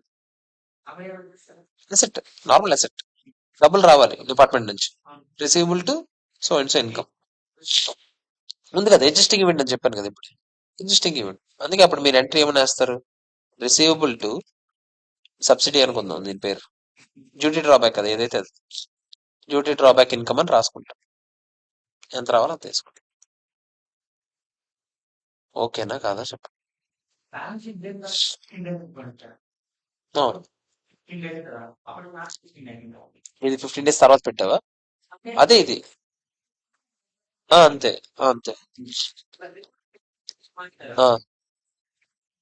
స్టే జరిగింది 31st March తర్వాత 15 days లోపల పెట్టాలాడు, కానీ ఆడెప్పుడు పెట్టాడు? 31st March తర్వాత 15 days లోపల పెట్టలేదు, 20 days తర్వాత పెట్టాడు. రిపోర్టింగ్ డేట్ తర్వాత జరిగినట్టే, కానీ కండిషన్ ఏంటి? టర్న్ ఓవర్ దాటాలి. టర్న్ ఓవర్ దాటింది జరిగిపోయిందా లేదా చెప్పు? 31st March జరిగిపోయింది కదా. సేమ్ రాయి దొరకలేదు, రాయి ఉంది, టర్న్ ఓవర్ ఉంది, 15 days వరకు పెట్టేశాను అప్లికేషన్. సో ఆబ్వియస్లీ నాకు రావాలి కాబట్టి అప్పుడే ఇన్కమ్ పెట్టుకుంటాను. దాటి 31st March టర్న్ ఓవర్ దాటితే ఆడు ఏమన్నాడంటే ఆ ఇయర్ ఎండింగ్ నుంచి 15 days లో అప్లికేషన్ పెట్టుకోండి అని అన్నాడు. నేను ఎప్పుడైతే టర్న్ ఓవర్ దాటితే అప్పటి నుంచి పెట్టుకోమన్నాడు, నా 31st March దాటింది కరెక్ట్ గా. అర్థమైందా లేదా చెప్పండి? ఇంకేమైనా డౌట్స్ ఉన్నాయి? ఓకేనా కాదా? క్లియర్? నెక్స్ట్ లాస్ట్ సెట్ 3 క్వశ్చన్లు ఉన్నాయి. ఫస్ట్ వన్ ఏంటో చూడండి, ఇది ఆల్రెడీ మనం చేసినట్టున్నాం. పర్చేస్డ్ గూడ్స్ అంట, purchased goods export order was cancelled. Export కోసం మనం గూడ్స్ పర్చేస్ చేసుకున్నాం టాయ్ లిమిటెడ్ నుంచి, అది కొనుక్కొని మనం ఎక్స్పోర్ట్ చేయాలి, అది rule actual scenario. Export order cancel అయిపోయింది. మ్యాక్ లిమిటెడ్ డిసైడ్, మరి ఇప్పుడు ఏం చేస్తాం? మరి కొనుక్కున్నాం కదా మనం, కొనుక్కున్నాం ఎక్స్పోర్ట్ చేయడానికి, అమ్మేయడానికి, ఇక్కడ అమ్మేసాం with price discount. Toy Limited was requested to offer price discount of 10% discount ఇవ్వమని అందరు రిక్వెస్ట్ చేశారు, మనం ఆఫర్ చేసాం. Toy Limited wants to adjust the sales figure to the extent of discount requested by Mac Limited. Okay, Mac కొనుక్కుంది ఎవరి నుంచి? Toy నుంచి కొనుక్కుంది. Toy was requested to offer a price discount. అదే టాయ్ దగ్గర నుంచి కొనుక్కున్నాం కదా మనం 580 లక్షలు పెట్టి. అరే మా ఎక్స్పోర్ట్ ఆర్డర్ కూడా క్యాన్సిల్ అయిపోయిందిరా, కొంచెం డిస్కౌంట్ ఇవ్వరా అని అడిగి అడిగాం. ఎంత అడిగాము? 10% discount. Toy Limited wants to adjust the sale figures to the extent of discount requested by Mac Limited. మన వాళ్ళు కూడా ఒప్పుకుంటారంట. Discuss whether a treatment in the books of Toy Limited is justified as per the provisions of relevant Ind AS. అలా అలా adjust చేయొచ్చా చేయకూడదా అని అడుగుతున్నాడు. ఒకసారి చూడండి, సేల్ ఎప్పుడు కంప్లీట్ అయిపోయింది? 31 మార్చ్. అదే ఇదంతా బిఫోర్ ఇదే జరిగింది అనుకుంటా. ఆల్సో ఏదో చెప్పాడు ఆగండి. ఇది వేరే క్వశ్చన్. ఓన్లీ ఫస్ట్ క్వశ్చన్ ఒకసారి చూద్దాం. Toy Limited had sold goods to Mac Limited for ఎంత కమ్మాము? 580 lakhs and the sale was completed. అంతే. Mac Limited's decision to sell the same in the domestic market at discount does not affect the amount record as sales by Toy Limited. ఆడెవడో ఎంతకు అమ్ముకుంటాడు నాకు సంబంధం ఉందా? లేదు. Price discount of 10% offered by Toy Limited after the request of Mac Limited was not in the nature of discount given in the ordinary course of trade, because otherwise the same would have been given at the time of sale itself. అంటే trade discount కాదు అని అంటున్నాడు. Trade discount అయి ఉంటే నా ఉద్దేశం అప్పుడే ఇచ్చి ఉండేవాడు. క్యాష్ డిస్కౌంట్ అయ్యున్నా కూడా అప్పుడే చెప్పుండేవాడు. ఏమని? నువ్వు ఎంత అప్పులు పే చేస్తుంటే నేను ఎంత ఇస్తాను డిస్కౌంట్ అని ముందుగానే మాట్లాడుండేవాడు. కానీ ఇది ఇలా జరిగిందా సినారియో? లేదు. However, there appears to be an uncertainty relating to the collection of ability of debt which has arisen subsequent to the sale. Therefore, it would be appropriate to make a separate provision to reflect the uncertainty relating to the collect so and so of record. Hence, a discount should be charged to the statement of P&L and not shown as deduction from the sales figure. అంటే ఆడేమంటాడంటే ఇది కొంచెం revenue recognition కూడా కలుస్తుంది. ఇక్కడ చూడండి, ఇక్కడ మనం sale చూపించేటప్పుడు sale figure కి అడ్జస్ట్ చేయాలా లేదా అనేది క్వశ్చన్. సేల్ ఫిగర్ లో ఏమైనా మార్పులు చేర్పులు చేస్తామా చెప్పండి? చేయకూడదు. ఎందుకు చెప్పండి? సేల్ ఫిగర్ అయితే సేల్ జరిగేటప్పుడు ఇచ్చుండేవాడిని. ట్రేడ్ డిస్కౌంట్ సేల్స్ ఫిగర్ లో అడ్జస్ట్ చేస్తాం రా. అప్పుడు ఎంట్రీ ఏమైనా వేసి ఉండేవాడిని అప్పుడులోనే 100 రూపాయలది. అప్పుడే నాకు 10% డిస్కౌంట్ ఇద్దామని ఉద్దేశం ఉంటే నేను రికార్డ్ చేయడమే డేటాస్ టు సేల్స్ 1990 అని రికార్డ్ చేసుకునేవాడు. కానీ నాకు అలా ఆ ఉద్దేశం లేదు. ఆ తర్వాత వచ్చింది డిస్కౌంట్ ఇది. సో ఇది క్యాష్ డిస్కౌంట్ అవుద్దా ట్రేడ్ డిస్కౌంట్ అవుద్దా? అదే సబ్సిక్వెంట్ టు ద సేల్ అంటే ఇది ఆబ్వియస్లీ డిస్కౌంట్ తీసుకెళ్లి P&L లో చార్జ్ చేయాలి, కానీ సేల్ ఫిగర్ తగ్గిస్తాను. దీనికి ఎంట్రీ ఏం పడుతుంది చెప్పండి? డిస్కౌంట్ ఇచ్చేటప్పుడు ఆ డబ్బులు ఇస్తాడా? 90 ఇస్తాడా? Cash 90, discount 10. అది డిస్కౌంట్ అంటే అక్కడికి వెళ్తుంది, ఆటోమేటిక్ గా P&L కి వెళ్తుంది. To debtors 100. అంతేగాని డిస్కౌంట్ ఇచ్చాడు కదా అని డిస్కౌంట్ 10 టు సేల్స్ మళ్ళీ తగ్గిస్తాను. అదే డిస్కౌంట్ ఇక్కడ డెబిట్ చేశాం కదా, ఈ డిస్కౌంట్ ఎక్కడికి వెళ్తుంది చెప్పండి? P&L కి వెళ్ళాలి. P&L to discount. ఆడేమడుతున్నాడు తెలుసా? ఇది P&L కి వెళ్ళాలా సేల్స్ కి వెళ్ళాలా అని అడుగుతున్నాడు. P&L కి వెళ్ళాలి. సేల్స్ ఫిగర్ నుంచి రెడ్యూస్ చేస్తావా? సంబంధం ఏముంది అసలు? అంతేనా కదా చెప్పండి. సో అదే చెప్తున్నాడు. ఇక్కడ ఏమడిగాడు చూడండి, డిస్కస్. ఆడేం చేశాడు? Toy Limited wants to adjust the sales figure adjust చేద్దాం అనుకుంటున్నాడంట. చేయొచ్చు అలాగే సేల్స్ ఫిగర్. నేను తీయాలి చెప్పండి? P&L కి. డిఫరెంట్ క్వశ్చన్ రా. అడ్జస్టింగ్ గా నాన్ అడ్జస్టింగ్ గా కాదు బాధ అంతా. వేసింది సేల్స్ కి వేయాలా P&L కి వేయాలి? P&L కి వేయాలి. అర్థమైందా లేదా చెప్పండి? ఓకేనా కదా? నెక్స్ట్ ఏం జరిగింది? Also Toy Limited enter into sale deed for land. Land కోసం సేల్ డీడ్ ఎంటర్ అయ్యామంటే ఎప్పుడు? 15th March. Registration 20th April పెట్టుకున్నామంట. But before registration is it possible to recognise the sale and gains in the balance sheet date? మీరు నాకు చెప్పండి. Registration ఒకటే pending ఉంది, sale deed enter అయిపోయామా? అన్ని అయిపోయింటాయి లేదా చెప్పండి? మరి అప్పుడు ఎగ్జిస్టింగ్ ఈవెంట్ వద్దా నాన్ ఎగ్జిస్టింగ్ ఈవెంట్ వద్దా? ఎగ్జిస్టింగ్ ఈవెంటే. రిజిస్ట్రేషన్ జస్ట్ ఫార్మాలిటీ మాత్రమే. మీకు ప్రూడెన్స్ అకౌంటింగ్ ప్రిన్సిపల్స్ చెప్పేటప్పుడు ఒక ఆ, ఒక ప్రొవిజన్ పెట్టేటప్పుడు కానీ ఏదైనా పెట్టేటప్పుడు మనం జనరల్ గా ఒక ఎస్టిమేట్ అకౌంటింగ్ ఎస్టిమేట్ చేసేటప్పుడు మనం 3 విషయాలు చూస్తాం. గోయింగ్ కాస్ట్ ఎక్రూవల్ కన్సిస్టెన్సీ అయిపోయింది కదా. 3 విషయాలు ఏంటంటే, ఒకటి ప్రూడెన్స్. ప్రూడెన్స్ కాన్సెప్ట్ ఏంటి? లాసెస్ ఏమైనా వస్తే ముందే రికార్డ్ చేయాలి. సబ్స్టెన్స్ ఓవర్ ఫార్మ్ అని ఒకటి చదువుతాం. అంటే ఏం చెప్పండి? అంటే లీగల్ ఫార్మ్స్ జస్ట్ ఆ నామకే వాస్తే జరగాల్సిన విషయాలు. సబ్స్టాన్షియల్ గా ట్రాన్సాక్షన్ జరిగిందా లేదా అనేది ఇంపార్టెంట్. ఇక్కడ సేల్ డీడ్ ఎంటర్ అయిపోయాము, అన్ని మాట్లాడేసుకున్నాం, అన్ని అయిపోయాయి. జస్ట్ ఫార్మాలిటీకి రిజిస్ట్రేషన్ ఒకటే ఎప్పుడు పెట్టుకున్నాం? 20th ఏప్రిల్ ముహూర్తం బాగుందని అక్కడ పెట్టుకున్నాం. సో 31st మార్చ్ ఎండింగ్ కి సబ్స్టెన్షియల్ గా ట్రాన్సాక్షన్ జరిగినట్టే. సో రికార్డ్ చేసేయాలా లేదా చెప్పండి? రికార్డ్ చేసి లీగల్ ఫార్మ్ జస్ట్ ఫార్మాలిటీ కోసం మాత్రమే. ఓకేనా కదా? In substance land was transferred with significant risk and rewards before the balance date. What was pending was merely a formality to register the sale deed. So ఇదేమవుతా చెప్పండి? Events after the balance reporting date కింద మనం record చేస్తామా లేదా చెప్పండి? చేస్తాం. అర్థమైందా లేదా? రిజిస్టర్ చేసేయచ్చు. అర్థమైందా లేదా చెప్పండి? ఎవరికైనా ఏమైనా డౌట్స్ ఉన్నాయా చెప్పండి? రిజిస్ట్రేషన్ అంటే అదే ల్యాండ్ ఉంది కదా, land registration post the balance sheet date జరిగిందా? బ్యాలెన్స్ షీట్ డేట్ తర్వాత రిజిస్ట్రేషన్ పెట్టుకున్నాం. It only confirms the condition of sale. రా సేల్ జరిగిందని కన్ఫర్మేషన్ మాత్రమే రిజిస్ట్రేషన్ తర్వాత జరిగింది కానీ సేమ్ రాయ ఆ రోజుకే ఉంది, తర్వాత దొరికినట్టు సేల్ ఆ రోజుకి జరిగిపోయింది, రిజిస్ట్రేషన్ తర్వాత పెట్టుకున్నాం అంతే. అర్థమైందా లేదా చెప్పండి. ఓకేనా కాదా? సెకండ్ క్వశ్చన్ చూద్దామా. ఇది చూడండి, ఈ ఆర్బిట్రేషన్ ఆల్రెడీ మనం పైన చేసింది. ఇక్కడ అన్ని పైన క్వశ్చన్లు అన్నిటికీ కంబైన్డ్ క్వశ్చన్, ఒకసారి జాగ్రత్త చూడండి. అలాగే మొబైల్ ఫోన్స్ కూడా మనం చేసామా లేదా చెప్పండి. అనౌన్స్మెంట్ వచ్చింది నెట్ రియలైజబుల్ వాల్యూ పడిపోయిందని, చేసామా లేదా చెప్పండి. ఇది కూడా పైన చేసిన question. Old due debtor insolvency proceedings ముందే నడిచాయి కానీ తర్వాత ఇన్సాల్వెంట్ అయ్యాడు, existing non existing existing event. ఇది కూడా పైన చేసిన క్వశ్చన్. తర్వాత ఇది ఈ 4వ పాయింట్ చూడలేదు, ఒకసారి జాగ్రత్త చూడండి. పైన 3 ఆల్రెడీ మనం చేసినవే అంటున్నాను. 4వ పాయింట్ చూడండి. Assume that subsequent to the year end but before the financial statements are approved, company's management announces that it will restructure the operations of the company. Management plans ఎప్పుడు మనం అనౌన్స్ చేసాము? Subsequent to the year end మనం announcement చేసాం. Management plans to make significant redundancies and to close a few divisions of the company's business. మనం downsizing చేస్తున్నాం కంపెనీని. Downsizing of a company అంటే ఏంటో తెలుసా? మనం అంత పెద్దది నడపలేకపోతున్నాము, మన వల్ల కావట్లేదు, కొన్ని ఆపరేషన్స్ మూసేస్తున్నాం. ఓకేనా? అంటే సైజ్ తగ్గించుకుంటే కొంచెం కాన్సన్ట్రేట్ చేసి నడుపుకోగలమని. ఓకేనా కదా చెప్పండి. ఇప్పుడు మనం చేసింది 2 మూసి ఒకటి దానికి తీసుకొచ్చాం కదా అంతే. However there is no formal plan ఇంకా లేదండి.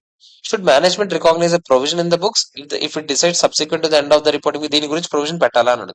అసలు ఆడేమీ ఎస్టిమేట్ చేయలేదంట, నో ఫార్మల్ ప్లాన్ కూడా లేదంట, జస్ట్ అనుకుంటున్నారంట.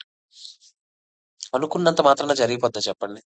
కనీసం ఒక ఫార్మల్ ప్లాన్ ఉంటే దాని గురించి ప్రొవిజన్ పెట్టుకునేవాడు. జస్ట్ మీరు అనుకుంటే ఆ రోజు ప్రొవిజన్ పెట్టేస్తారా? లేదు కదా. ఒక ఫార్మల్ ప్లాన్ లేదు, ఒక ఎస్టిమేట్ లేదు, ఏమీ లేదు. అప్పుడు ఎలా పెడతాను? ప్రొవిజన్ పెట్టాలన్నా ఏ అమౌంట్ తో పెడతాను గడ్డి గుడ్డు? అంతేనా కదా చెప్పండి. సో ఎగ్జిస్టింగ్ ఈవెంట్ అవుతా, నాన్ ఎగ్జిస్టింగ్ ఈవెంట్ అవుతా? Non existing event. ఇక్కడ మీరు చూసినట్లయితే announcing of commencement of restructuring after reporting period is a non-existing event. Though this is non-existing event occurred after the reporting period, yet it would result in disclosure of అది material అయితే మీకు కావాలంటే disclose చేసుకోమని చెప్పేస్తాం. ఓకేనా కాదా చెప్పండి. Clear? Okay. Last and final question చదవండి ఒకసారి. ఎంతసేపు అయిందిరా క్లాస్? గంటం పావు అయిందా?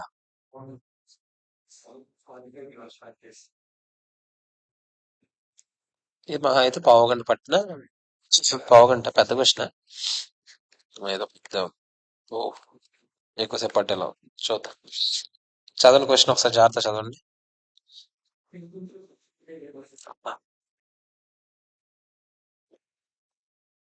Warehouse cost of 10 lakhs construct చేశాం. It first became available for use by H Limited on 1st January 2016 నుంచి వాడడం మొదలెట్టారు. 29 January 2020 ఏం జరిగింది? H Limited discovered that its warehouse was damaged. Okay. During early February, ఇలా discover చేసిన వెంటనే next ఫిబ్రవరిలోనే మనం investigation reveal that damage was due to a structural fault in the construction of warehouse. అంటే అప్పుడెప్పుడు కట్టినప్పుడే తేడాగా కట్టాడు, కల్తీ వాడాడు, తర్వాత తెలిసింది. ఓకేనా? The fault became apparent when the warehouse building leaked severely after heavy rainfall in 27 January. ఇప్పుడే ఎందుకు దొరికింది అప్పుడు దొరకకుండా అంటే ఇప్పుడు తుఫాన్ వచ్చిందంట ఆ ఊర్లో. తుఫాన్ రావడం వల్ల అన్ని బయటపడ్డాయంట. Patch work. ఓకేనా? Patch work. ఓకే. అంటే ఇప్పుడు మీరు నాకు చెప్పండి ఫస్ట్, ఇది మీరు ఆలోచించండి. ఆల్రెడీ బిల్డింగ్ ఫాల్ట్ గానే కట్టారు, తర్వాత దాని గురించి ఎవిడెన్స్ దొరికింది, అంతేనా కదా? సిచ్యువేషన్ అదే కదా. The discovery of the fault is an indication of impairment. Okay.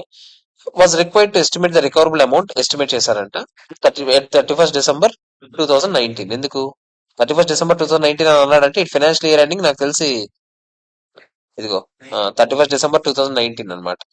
ఈడు అర్థమైందా మీకు ఇక్కడ? ఇది 1890 ఫైనాన్షియల్ ఇయర్ అంటే ఇది మార్చ్ కి ఎండ్ అవుదంట, డిసెంబర్ కి ఎండ్ అవుతుందంట. మనకెందుకు? డిసెంబర్ కి ఎండ్ అయితే డిసెంబర్ తర్వాత జరిగినవన్నీ చూస్తామా లేదా చెప్పండి. ఇది డిసెంబర్ తర్వాత జరిగిందా లేదా చెప్పండి. మీరు ఆలోచించండి రా. డిసెంబర్ తర్వాతే తుఫాన్ వచ్చింది, డిసెంబర్ తర్వాత నిజం తెలిసింది. మీరు తుఫాన్ని చూడకండి, ఆ నిజాన్ని చూడండి. తుఫాన్ని చూస్తే మీరు ఏమంటారు చెప్పండి? నాన్ ఎగ్జిస్టింగ్ ఈవెంట్, తుఫాన్ వస్తుందని మనకు ముందే తెలుసా అని అంటారు. కానీ అప్పుడు బిల్డింగ్ ఆల్రెడీ కట్టేస్తున్నారా? ఆ బిల్డింగ్ లో ప్యాచ్ వర్క్ మొదలైపోయా లేదా చెప్పండి. అంతేనా కదా? ఎవిడెన్స్ తర్వాత వచ్చింది. ఎగ్జిస్టింగ్ ఈవెంట్ అవుద్దా, నాన్ ఎగ్జిస్టింగ్ ఈవెంట్ అవుద్దా? ఎగ్జిస్టింగ్ ఈవెంట్ అవుద్దా. కాకపోతే అడ్జస్ట్ చేయాల్సింది ఎప్పుడు సంబంధించింది తెలియదు, ఇంకా చూద్దాం. This estimate was 6 lakhs. Furthermore, H Limited reassessed the useful life of its Veros 20 years from the date it was ready for use. మళ్ళీ రీఅసెస్మెంట్ చేసామంట. స్టార్టింగ్ నుంచి అంత కాదు, 20 years ఉండాలి. మనం ఫస్ట్ లో ఎంత రీఅసెస్మెంట్ చేసాము? ఏమైనా చెప్పాడు ఫస్ట్ లో? ఏం చెప్పలేదు. తర్వాత మాత్రం 20 years ఉండాలని తెలిసింది. ఓకే. Before discovering the fault 30 years ఉండేదంట. ఓకే. ఒకప్పుడు 30 years కి ఎస్టిమేట్ చేసాము, కానీ ఇప్పుడు ఏమని తెలిసింది? ఇది 20 years కే ఉండాలని తెలిసింది. Seepage of rain water through the crack in the warehouse cause damage to inventory worth 1 lakh. Inventory కూడా కన్నామంట దీని వల్ల. Became unsaleable. ఓకేనా? వర్షం డ్రాప్స్ పడడం వల్ల ఇన్వెంటరీ డ్యామేజ్ అయిపోయి ₹1,00,000 worth inventory gone. Entire damage inventory was on the hand 31st December ఉన్నవే అవన్నీ. H Limited has not insured any of the losses. Insurance లేదంట. It accounts for all of its property plant and equipment under the cost model.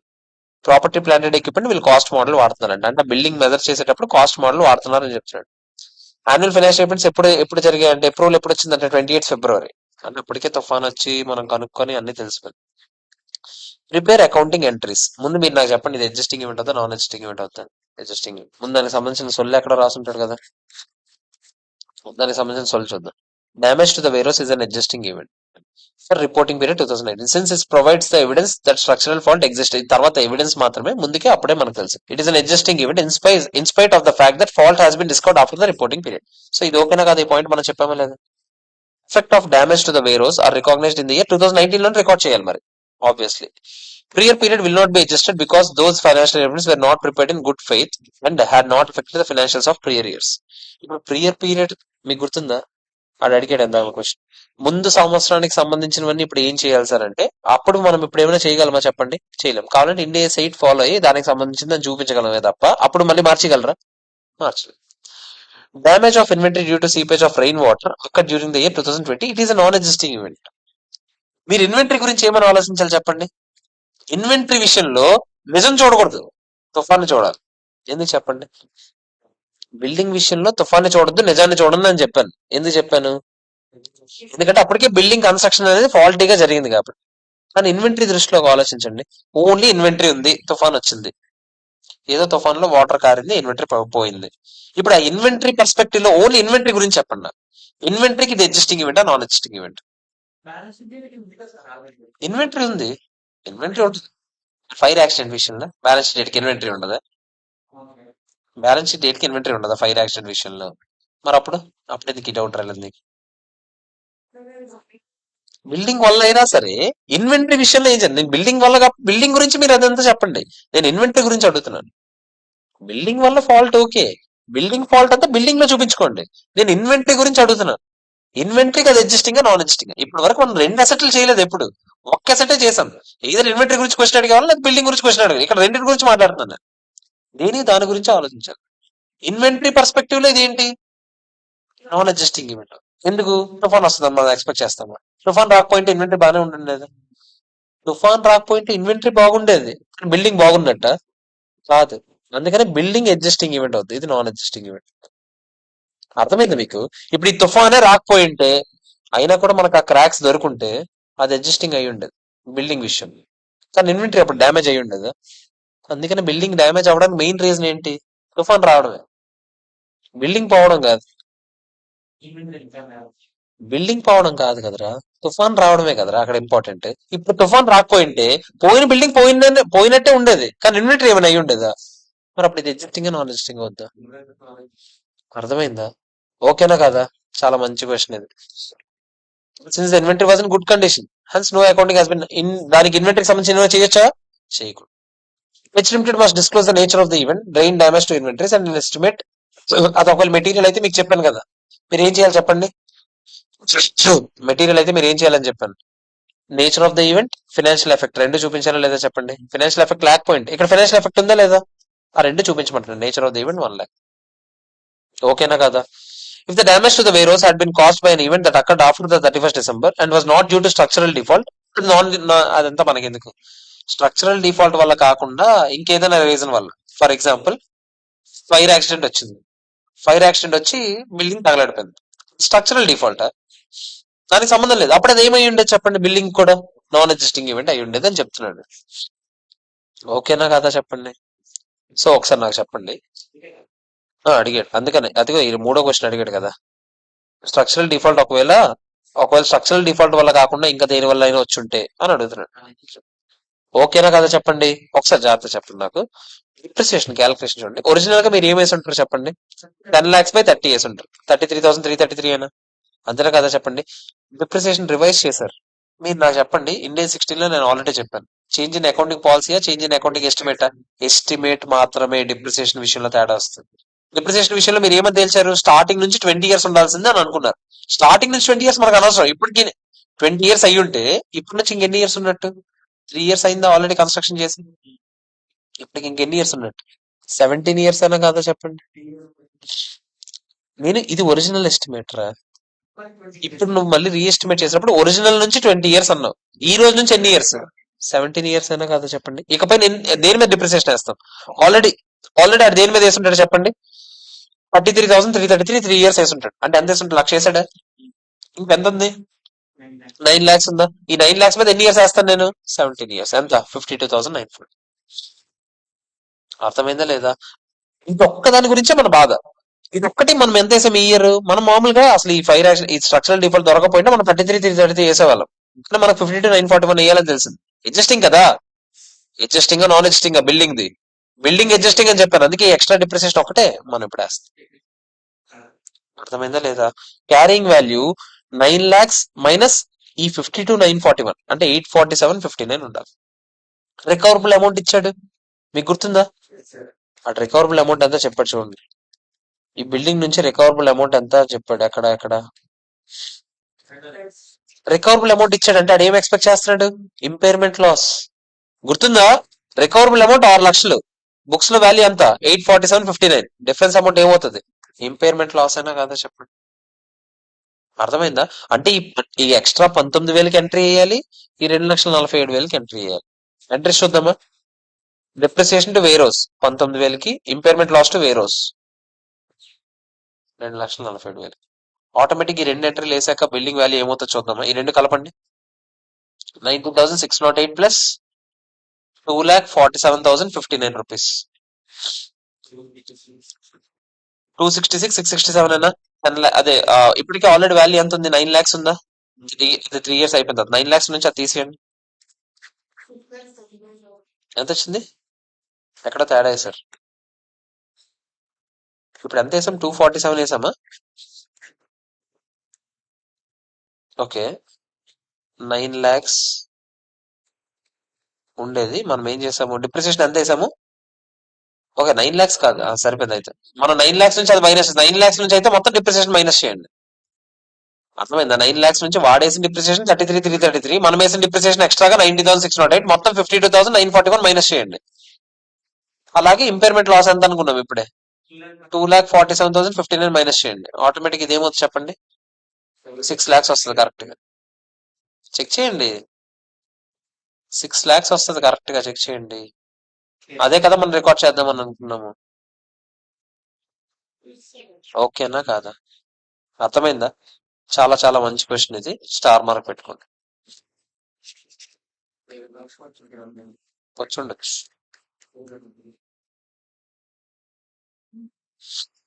ఇప్పుడు చూడండి, పేపర్లో అదే మీరు ఎప్పుడైనా అనుకుంటున్నాం కదా, చిన్న స్టాండర్డ్స్ నుంచి ఇస్తాడు, చిన్న స్టాండర్డ్స్ నుంచి, ఆ చిన్న స్టాండర్డ్స్ నుంచి ఇవ్వడం అంటే ఇదిగో ఇలాగే. ఓకేనా? కొంచెం జాగ్రత్తగా ఒకసారైనా ఇలాంటి మోడల్స్ అన్ని చూసుంటేనే మనకు అవుతుంది. ఓకేనా కదా చెప్పండి.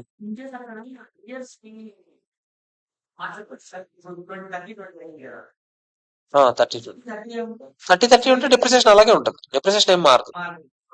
ఇంపైర్మెంట్ లాస్ చెక్ చేసి ఉండేవాళ్ళు. ఇప్పుడు ఏమై ఉండే తెలుసా? నువ్వు 33,333 వేస్తావు, 9 lakhs లో అది పోయి ఉండేదా? ఎందుకంటే నువ్వు అదే కదా వేస్తున్నావు. ఆల్రెడీ 3 years అయిపోయింది, 4th year. తీసి ఎంత వస్తుంది చెప్పు?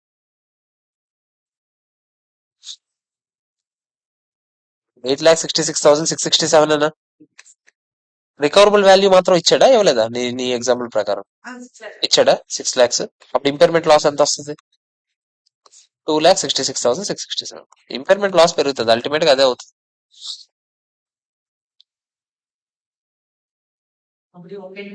ఇది ఒకటే వస్తుంది.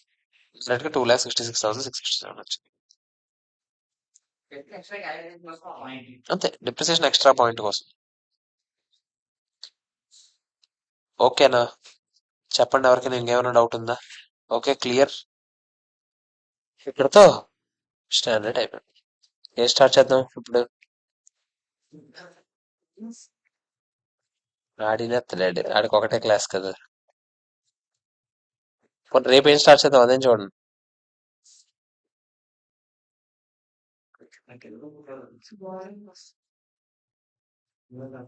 ఈ బుక్ లో ఏమేమి అయ్యారా? ఈ బుక్ చాలా తక్కువ అయ్యారా. ఈ బుక్ లో 10 అయింది, ఇప్పుడు 41 అయింది. అదే మామూలుగా ఈ బుక్ లో చూద్దామని. ఇది అయింది 12 అయింది, 113 అయింది. రేపు ఇది చేసేద్దాం, ఇంటర్మ్ ఫైనాన్షియల్ స్టేట్మెంట్స్. అందులో నాకు తెలిసి 5 క్వశ్చన్స్ ఉన్నాయా, 10 క్వశ్చన్లు ఉన్నాయా? చూడండి ఒకసారి.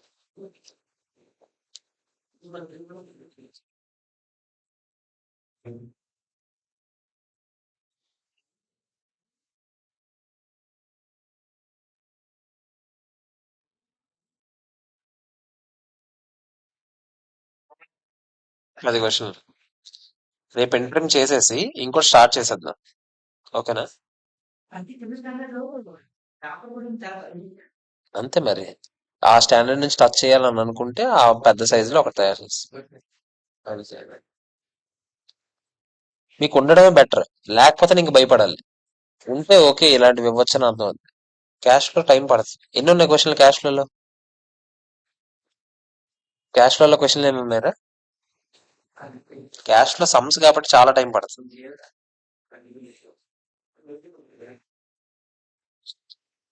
రేపు టార్గెట్ ఇంటర్మ్ ఫైనాన్షియల్ స్టేట్మెంట్స్ ఒకటి,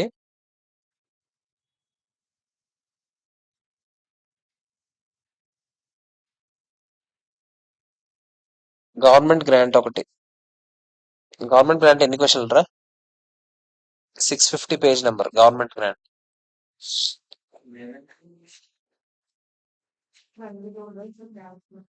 క్యాష్ ఫ్లో అవి సమ్స్ చాలా టైం పడుతుంది లాస్ట్ కి. గవర్నమెంట్ గ్రాంట్ ఎన్ని క్వశ్చన్లు చూడండి. గవర్నమెంట్ గ్రాంట్ చూడండి.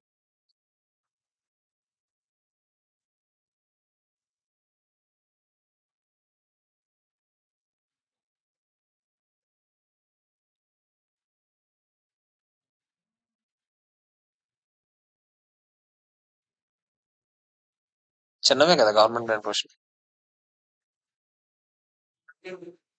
చిన్నవేనా క్వశ్చన్లే? అయితే ఒక పని చేద్దాం, రేపు గవర్నమెంట్ గ్రాంట్ అవగొట్టేసుకుందాం, ఓకేనా? గవర్నమెంట్ గ్రాంట్ రేపు అవగొట్టేసుకొని చెప్పలేం. లేకపోతే అప్పుడు ఇంటర్మ్ ఫైనాన్స్ స్టేట్మెంట్స్ అవగొట్టేసుకొని గవర్నమెంట్ గ్రాంట్ స్టార్ట్ చేసాం అనుకో, థియరీ అయిపోద్ది, క్వశ్చన్స్ అవ్వవులే. థియరీ అయిపోద్ది కాకపోతే. అప్పుడు ఎల్లుండి గవర్నమెంట్ గ్రాంట్ క్వశ్చన్స్ అయిపోతాయి. సింపుల్ చెప్పండి, 2 రోజుల్లో 2 అవుతాయి. డేట్ ఎంత రేపు? 3rd కదా. ఇది 3rd, 4th అనుకుందాం పోనీ, ఏదైతే అది అటు ఇటు ఇంటర్చేంజ్ అవుతాయి. ఇంకా 5th 6th ఉన్నాయి. 5th 6th కి 2 అంచండి. అది అవదు. ఇది అయిపోద్ది. రిలేటెడ్ పార్టీ డిస్క్లోజర్ ఎన్ని పేజీలు ఉంది? అలాగా చదువుతాను. ఉంది ఎక్కడ?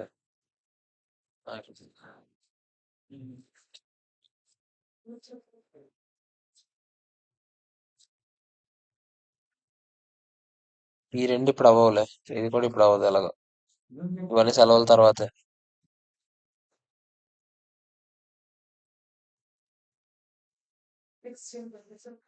ఒక నిమిషం,